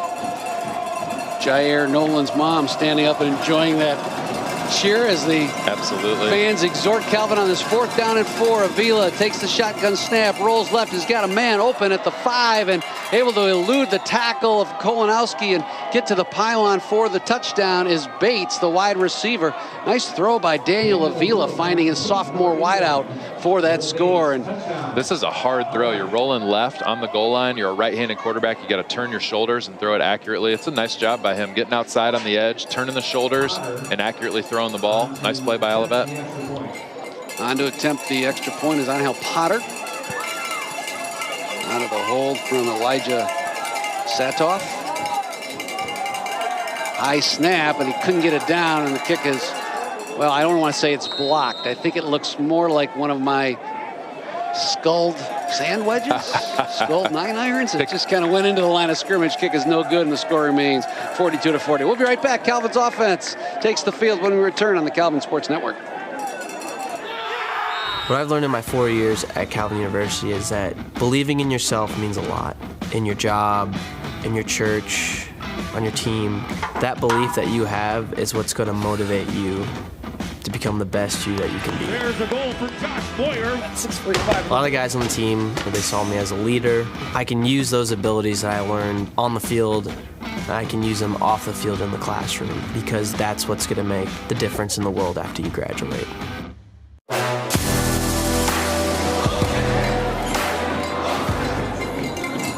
Calvin fans enjoying this night lead here with 6.5 to go. Calvin up by 3 scores, 42-20 after that Olivet touchdown. Of course, the alumni and so many members of the Calvin community celebrating 150 years of excellence in academics, athletics, and community in a Christ-centered environment. Celebrate with Calvin throughout the year. There's various Calvin on the Road events taking place across America here in this 2025-26 school year. And check out the website for the listing of all those Calvin on the Road alumni events coming to a town near you. Potter will tee it up at the 35. Knights with their hands team expecting an onside kick with 6.5 to go. Kick is a high bouncing ball, fielded beautifully at the 46 by Calvin. That is the way it is done. At the bottom of the pile was, I think, Tyler Porte. No, it is Seth Anderson with a really good grab of that. And Calvin's offense goes to work. Absolutely. Did a great job high pointing the ball. He anticipated the bounce. Actually, I think that's Drake Irwin, the quarterback. Oh, pretty sure, because he's okay. staying, number 9, and he's staying in the game to run some reps here, which is great to see, get him some practice. But just a nice job by the QB. He's a tall guy, big kid out of Rockford. He goes up high, grabs it, and gets down right away. Very, very textbook execution of recovering an onside kick. Whistle. And a chance to tell you that, Tim, I really appreciate Drake Irwin. This is a kid who was coming into summer camp, fall camp, expecting to compete for the starting job. He and Hayden Slagers, and then Thomas Vaccaro transferred in from D1 Samford, won the job. And Irwin has just been as he gives to, I think Slagers on 1st and 10. Irwin has been a consummate team player. And you talk to Thomas Vaccaro, you ask him how he was welcomed into the Calvin football program this summer. He would give a shout out to Drake Irwin. Yeah. And that's how you build a culture. It is. And I mean, in the quarterback room, it's hard because you can only play one. You have, 3, 4, 5, even 6 guys in there at times. I've been there in my experiences. And, the backups have to support the starter. You have to understand, I'm only a play away, right? One injury, one thing can happen, and now I'm in the game. And yet I'm competing for the job, and yet I have to support you that are playing every down. And so it's really a position that requires some sacrifice and some commitment to one another. Slagers gained 6 on that last play. He'll take the handoff again on 2nd and 4. Bounces off a tackler at the line of scrimmage. And then bowls his way for 6 more. Bakari Fields finally cut him down at the 35. And it's ball control and chew the clock right now for Calvin to salt this one away. Absolutely. Good time to get some reps for both Drake Irwin and Hayden Slagers. These are key guys that are going to continue to contribute to the program for years to come.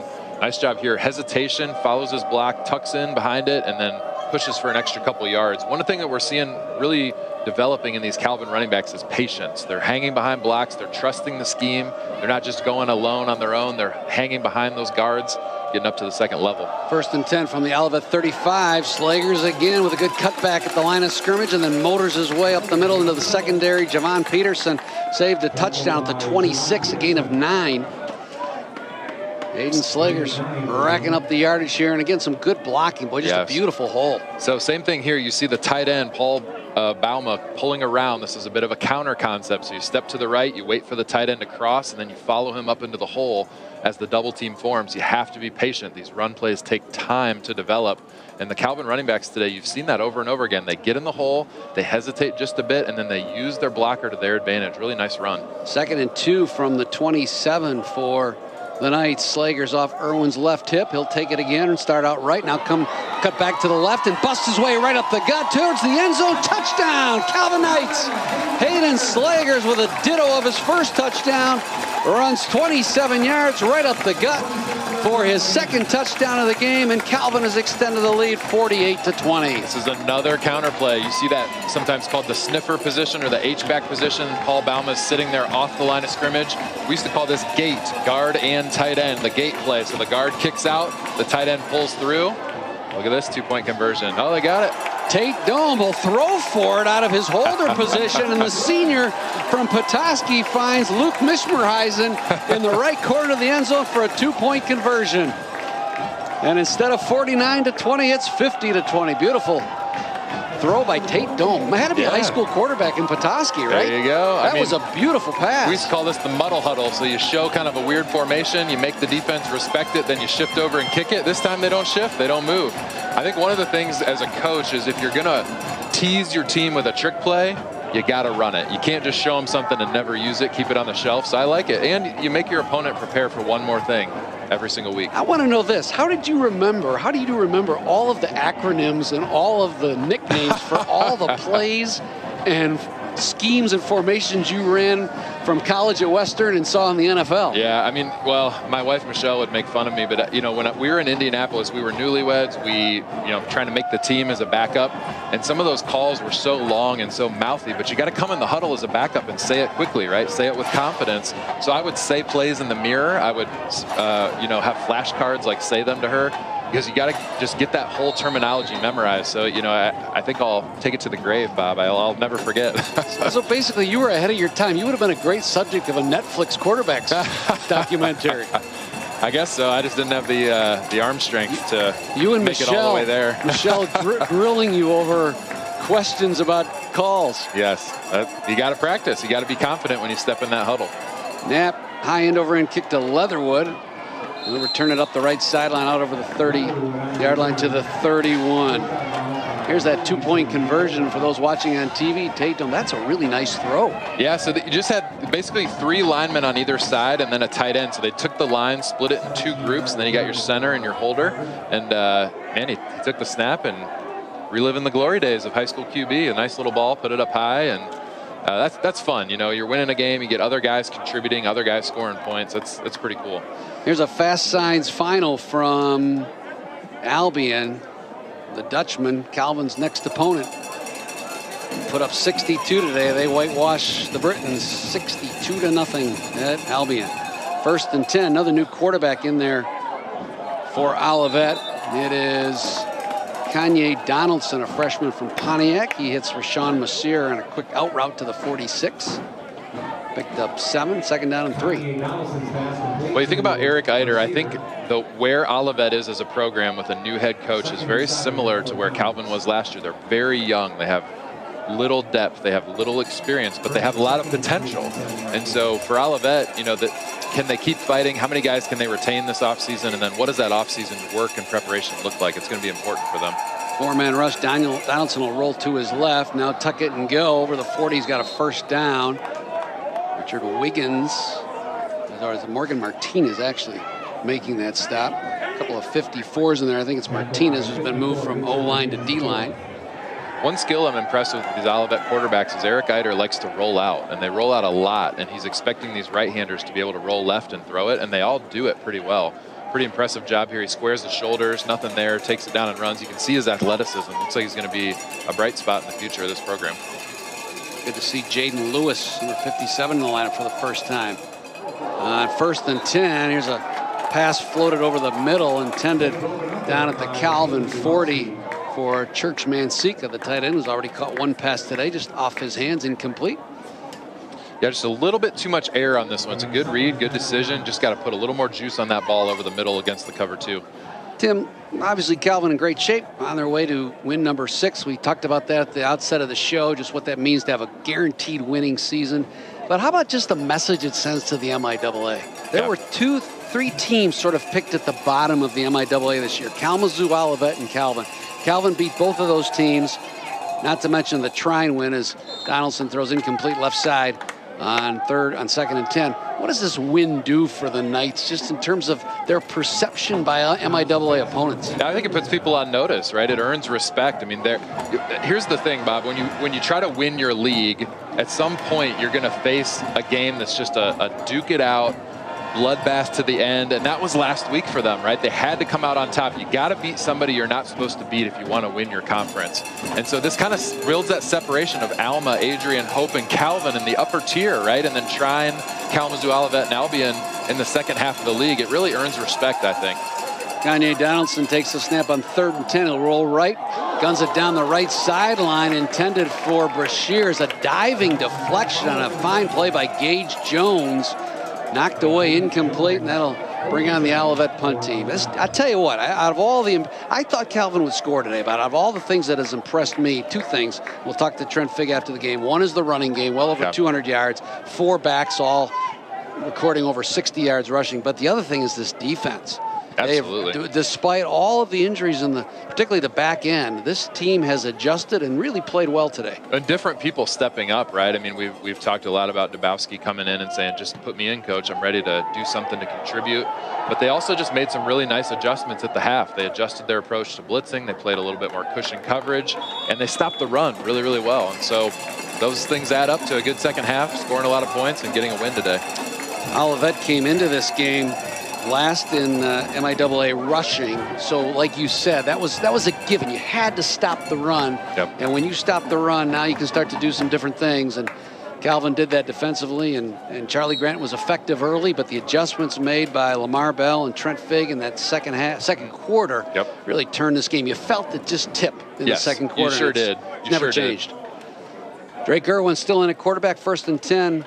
As he gives to Nick Earls, who's yeoman's work today, rushes off the left side for 4 out to the 35, and that will likely bring us to the 2-minute timeout. That's those rushing stats. Slagers with 93 leading the team. Earls with 77. Vaccaro with 61. Hogan with 59. That's some good balance. It really is. And showing that you've got all these different, including your quarterback, all these different guys that can run the ball with effectiveness is really a weapon that's going to carry Calvin into these last 2 weeks of the season.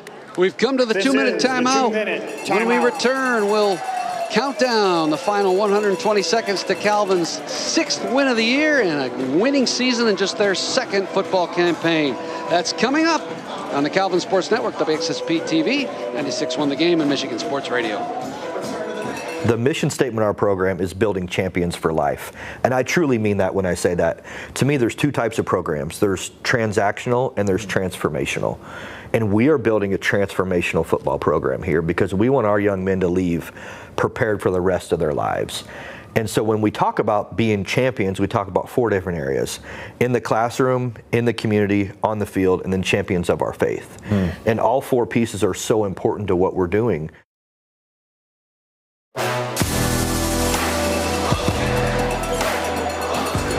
Stay with us after the game for the Big East post-game show. We'll get a quick word with Trent Figg after the handshake line, and we'll get Tim Hiller's analysis on this game, quick scoring summary as well, and get a few comments about that game next week down the road in Holland, Michigan.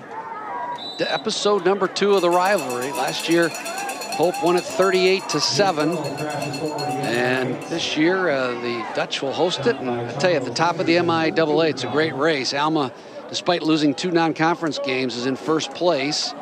They meet Adrian in the final week of the season for a huge showdown. Meanwhile, Hope is lurking right there, 1 game behind after a controversial loss to Alma in overtime at Hope. So the Flying Dutchmen are not out of this thing yet, so you know they will be ready to play against their rivals. New on the gridiron, long and old in athletics, the Calvin Knights. Hudson Shoup on a jet sweep. Tries to turn the corner on the right side, can't do it. Javon Peterson knocked him down there. Thanks to Bill McElroy for his great job spotting today. Terrific Olivet University crew that we'll give thanks to a little bit later as well. Adam Tozer and Lucas Moore, executive producers. Nate Porter, our director today. Justin Kendall, our engineer.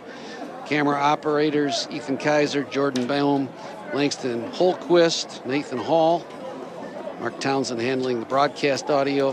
Daniel Boss, the tech director. John Bosco Awaga with the camera shader. Joseph Hayduk with the replay. Alan Warner, our graphics supervisor. So many guys that brought you Calvin football all season long. I accelerate their gratitude to them because they have drawn nothing but rave reviews from folks around the state of Michigan and across the country who've watched these broadcasts, and so grateful for this outstanding production team. On 4th down, Drake Irwin will punt it away with 60 seconds to go in this one. Takes a Calvin bounce and will be down at the 13-yard line, where Olivet will have the final possession here, trailing 50-20. Couldn't agree more. We got a great crew. They do a great job. These are very professional broadcasts. The camera work, the graphics, all in. It's been a pleasure working with everyone. No doubt. And also, of course, Tim Hiller passing out a bevy of awards at the end of this game. We'll have our Defensive Player of the Game, brought to you by Straight Line Fence, transforming properties across Michigan by crafting fences that provide sanctuary, security, and self-expression. Committed to care and craftsmanship, Straight Line Fence has earned a reputation as West Michigan's most trusted fence installers. Call Straight Line Fence today to start building something beautiful. 1st and 10 for Olivet. Freeman, the backup running back off right tackle, picked up a couple. Also, Tim will tell us his Bauman and DeGroot Player of the Game. Player of the Game presented by Bauman and DeGroot, where only the best heating and cooling systems are recommended for you with no upselling and no pushy sales tactics.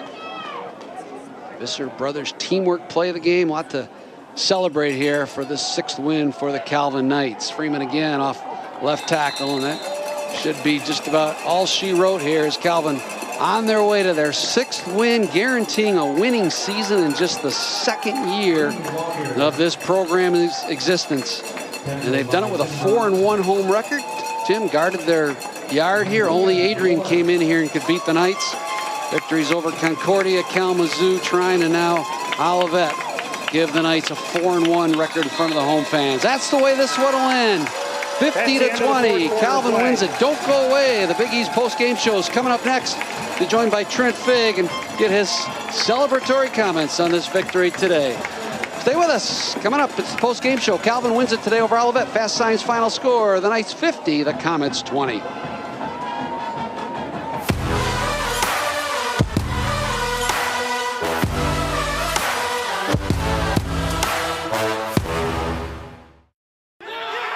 What I've learned in my 4 years at Calvin University is that believing in yourself means a lot.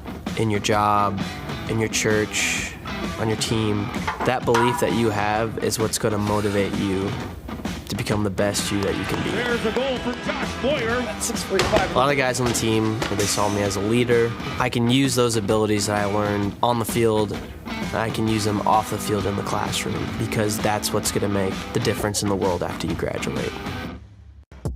I love working downtown Grand Rapids, being able to go to class and then come here and do work where the theory that I learned in the classroom really did apply. I think the Calvin interns, they have this well-balanced background, right? I also think that Calvin does a really nice job preparing them in communication. I think the Calvin Network is phenomenal, and that is a huge help of making me feel comfortable knowing that my education is preparing me super well for the rest of my life.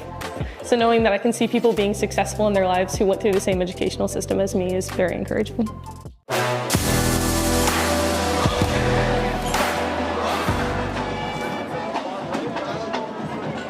Welcome back to Calvin University and the Big East post-game show after Calvin dismantles Olivet today 50-20. Pleasure to welcome and congratulate the head coach of the Calvin Knights, Trent Figg. And Trent, before we dive into this one a little bit, congrats on the 6th win, a winning season guaranteed. I know there's more work to do, but how does it feel to have win number 6 and have it so meaningful today with the winning season in 2025? I'll tell you what, Bob, man, this is special. Really special win for our guys. I'm so proud of our players. You've seen it all year. There's been adversity. They've battled. We've made adjustments. A whole bunch of guys played today. Man, I'm so proud of our coaches, so proud of our players. It's huge, man, for Calvin University to get, win number 6. We talk all the time. The job's not done. We got a big game next week, but this was fun today. I'm really proud of the way our guys played. I thought they did a really good job. Trent, so much to unpack about this one, but I first want to talk about the defense. Really buckled down in the second half, really in the second quarter. The game seemed to change in the second quarter. We talked about that at halftime. But I specifically want to talk about Carson Schneerstein. All year long, he's made big play after big plays. Caden Bolduc has as well. But Schneerstein with the interception, the fumble strip, and the recovery. What does this guy mean to your defense? Yeah, he's pretty good. I'll say this. He comes up with the ball when we need the ball. I mean, game after game, you've seen it for 2 years now. The guy finds a way to get turnovers. He's a football player. I mean, he's huge for our defense. He's a great communicator. He's one of the hardest workers on the team. But, man, we needed the football when he got that pick, and he did it. Hey, Trent, Tim Hiller, hey, great job today. Congrats on the win. Thank Super you. happy for you guys. Hey, Nick Earls, coming back to the run game, right? Last week, every week you just do what it takes to win, right? Yeah. And last week you had to throw the ball. This week you established the run, and he was a workhorse. Talk about his effort in his game today. Yeah, we felt like today we needed to run the ball downhill. And we went to Nick pretty quickly, and he did a great job. I mean, he did exactly what we asked him to do. He comes over. He's just a steady guy, man. He works every day. He was steady. He got downhill, did exactly what we asked him to do. 280 yards rushing for Calvin today. One last question for you, and that's about the secondary. It's banged up. It's depleted. Caleb Dabowski comes to you on Monday, Trent, and says, I can play, I can help. He's back there. Jonah Carlson's back there. What did you do in the back 7 defensively to really stifle a big play Olivet team? Those guys were awesome. I'm so proud of those guys. They went out and they competed all game long. I mean, you're talking about 2 guys that have not played much at corner all year. They both came out there, man. They both did just such a good job. So proud of the way they got themselves ready to go. They knew the game plan. They knew how to execute, and then they went out and they did it. Hey, congratulations. Great job. Go enjoy it with your team.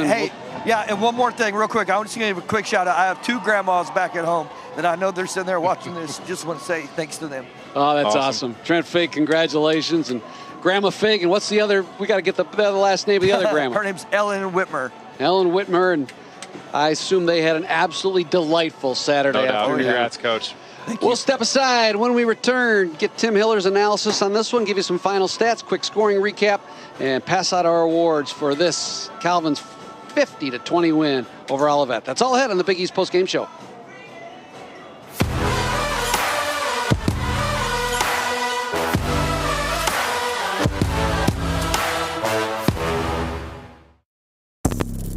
Release, relate, rejoice, revival, to live for God.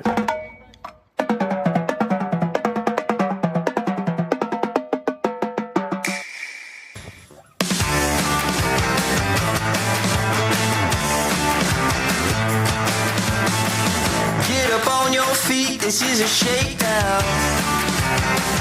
Order up that beat just like it's takeout.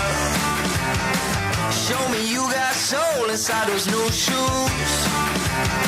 And you can rock and roll with an attitude. So good, so fresh, just the way you like it. Just the way you like it. So good, so fresh. Get up on your feet, this is a shakedown.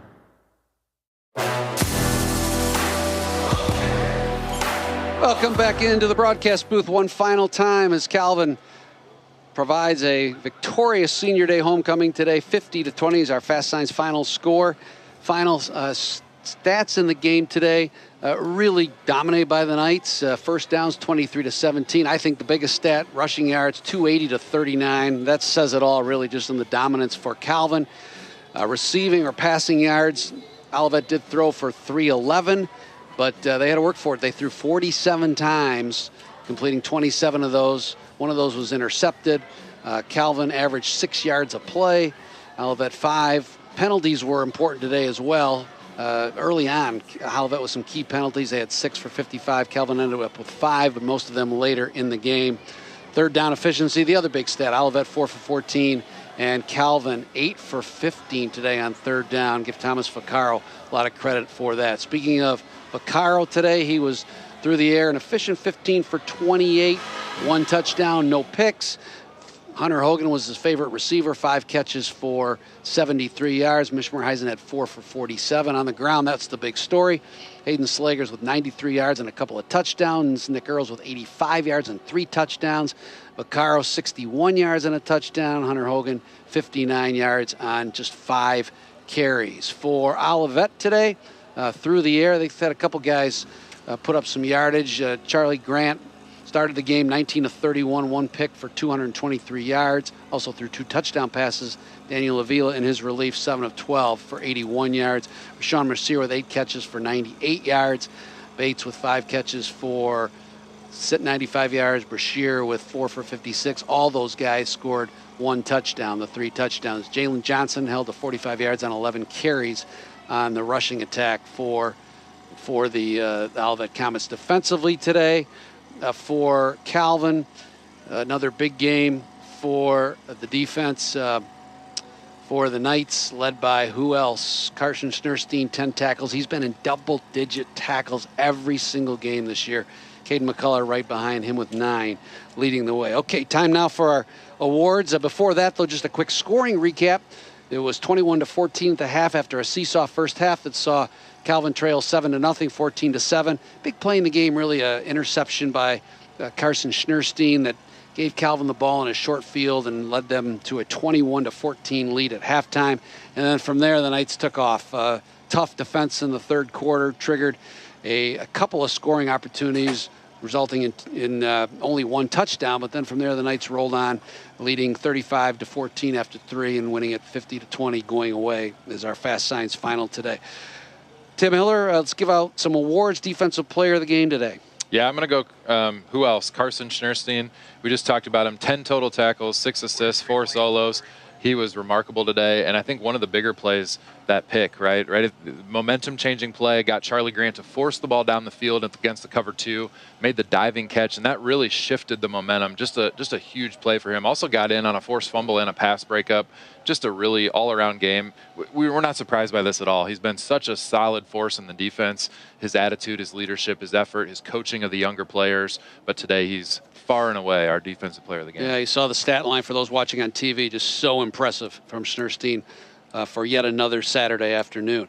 Today's defensive player of the game is brought to you by Straight Line Fence.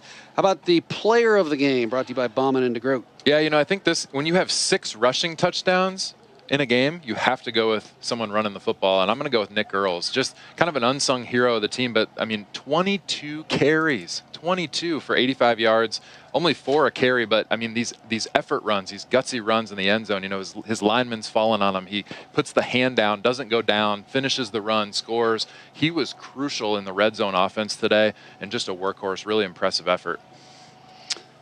Today's Visser Brothers teamwork of the game was a key play where Calvin used teamwork to really come up with the result. And that's Visser Brothers. We're a team of dedicated project professionals, knows how to maintain your construction process on schedule and on budget. What's your teamwork play of the game as you watch the highlights? I kind of pivoted here. I was thinking about the effort of Caleb Dabowski, and that certainly deserves recognition. However, I'm going to go with the special teams and the little muddle huddle rollout trick 2-point conversion. We saw 2 of those today, right? We saw the shovel pass to the tight end, and then we came back and we saw the muddle huddle. They showed it, they stayed with it, they threw it. Coming in, a high school quarterback comes in, gets the throw, a 2-point conversion. Just having some fun and enjoying the game. And so that took a lot of teamwork, and that's my Visser Brothers play of the game. Watching on the highlights here, if you're watching at home on TV, you can see that Carson Schneerstein forced fumble and recovery on Noah Bates. It was so critical in the game today. Last one for you, Tim. Energizing the Nights, brought to you by Playa Bowls at Knapp's Corner, your morning booster and your lunch break dream, serving acai, pitaya, coconut bowls, and smoothie. Who's the energizer of the game today for Calvin? Yeah, I'm going to go with that running theme. I'm going to go Hayden Slager's number 2. He only had 7 attempts, but on those 7 attempts, averaging 13 yards a carry, 93 yards rushing on just 7 carries, and he broke that 43-yarder. That 43-yarder that he broke really broke the spirit of the Comets as he split the defense and took it to the house. Really impressed with his effort today. And he and Nick Earls were a great 1-2 punch in the backfield. Our Paris Motors drive of the game really was the go-ahead touchdown in the second quarter. Calvin moved 4 plays in 28 yards for a touchdown in just a minute 12. That was after the Schneerstein fumble and fumble recovery. Thomas Vaccaro kept that off with a 1-yard tush-push up the middle, and that was our Paris drive. Drive of the game. Find your drive at Paris Motors, where their friendly and knowledgeable sales staff is there to help you find the car you deserve, priced to fit your budget. Our Detroit Wing Company wing and a pass play of the game had to be the Hunter Hogan 43-yard reception, that seam route or in route that Calvin had stumbled on the last possession where they fumbled on the 1-yard line, and it was Hogan that got free on the ensuing possession and really moved the chains and set up that last touchdown. Now, one final award, our ball security stat of the game. We're going to double it up here and give it to Nick Earls again. I mean, he was the workhorse inside, and as many times as you carry into that teeth of the defense and don't cough it up as he did today, that's just really a reliable back, and Nick Earls proved to be that today. That's our ball security stat of the game, presented by People Driven Technology, building security infrastructure for your business. Tim Hiller, closing thoughts before you hustle off to Kalamazoo to catch the Cannon Trophy game between your beloved Broncos, mine too. I'm grad student alum from Western Michigan. Absolutely. Happy to see them hopefully come up with a win at Central today. But your thoughts on this Calvin team going 6-2 and maybe a little peek at next week with the Hope Dutchman? It's remarkable. And I think when you look at the leadership of Trent Figg and his staff and then the buy-in of the players, these players, they're unified, they're all in. You can see and feel the chemistry, the camaraderie, the confidence that they have in their staff and the plan each week in one another. And you can tell they're well prepared every week to play. And today they got off to a little bit of a slow start. Olivet threw their best punch. They took it, they responded, they adjusted, and then they just opened it up and wore them down in the second half. That's really impressive. And if you're going to win the conference, you've got to win these games you're supposed to win, and you've got to win one you're not supposed to win. And they've done that now in consecutive weeks. Next week's a big one. I mean, how meaningful would it be to go to Holland and just put up a great fight, avenge last year's loss? It's going to have all the makings of a great, rock 'em, sock 'em to the end type of rivalry game. You got Hope coming in at 7-1, 4-1 in the league. Calvin's 3-2 in the league, 6-2 overall. I mean, who would have thunk it compared to last year? 7-1, 6-2 in this massive rivalry. It's going to be an absolute showdown next week. The environment's going to be electric. I wish I could put the pads on myself.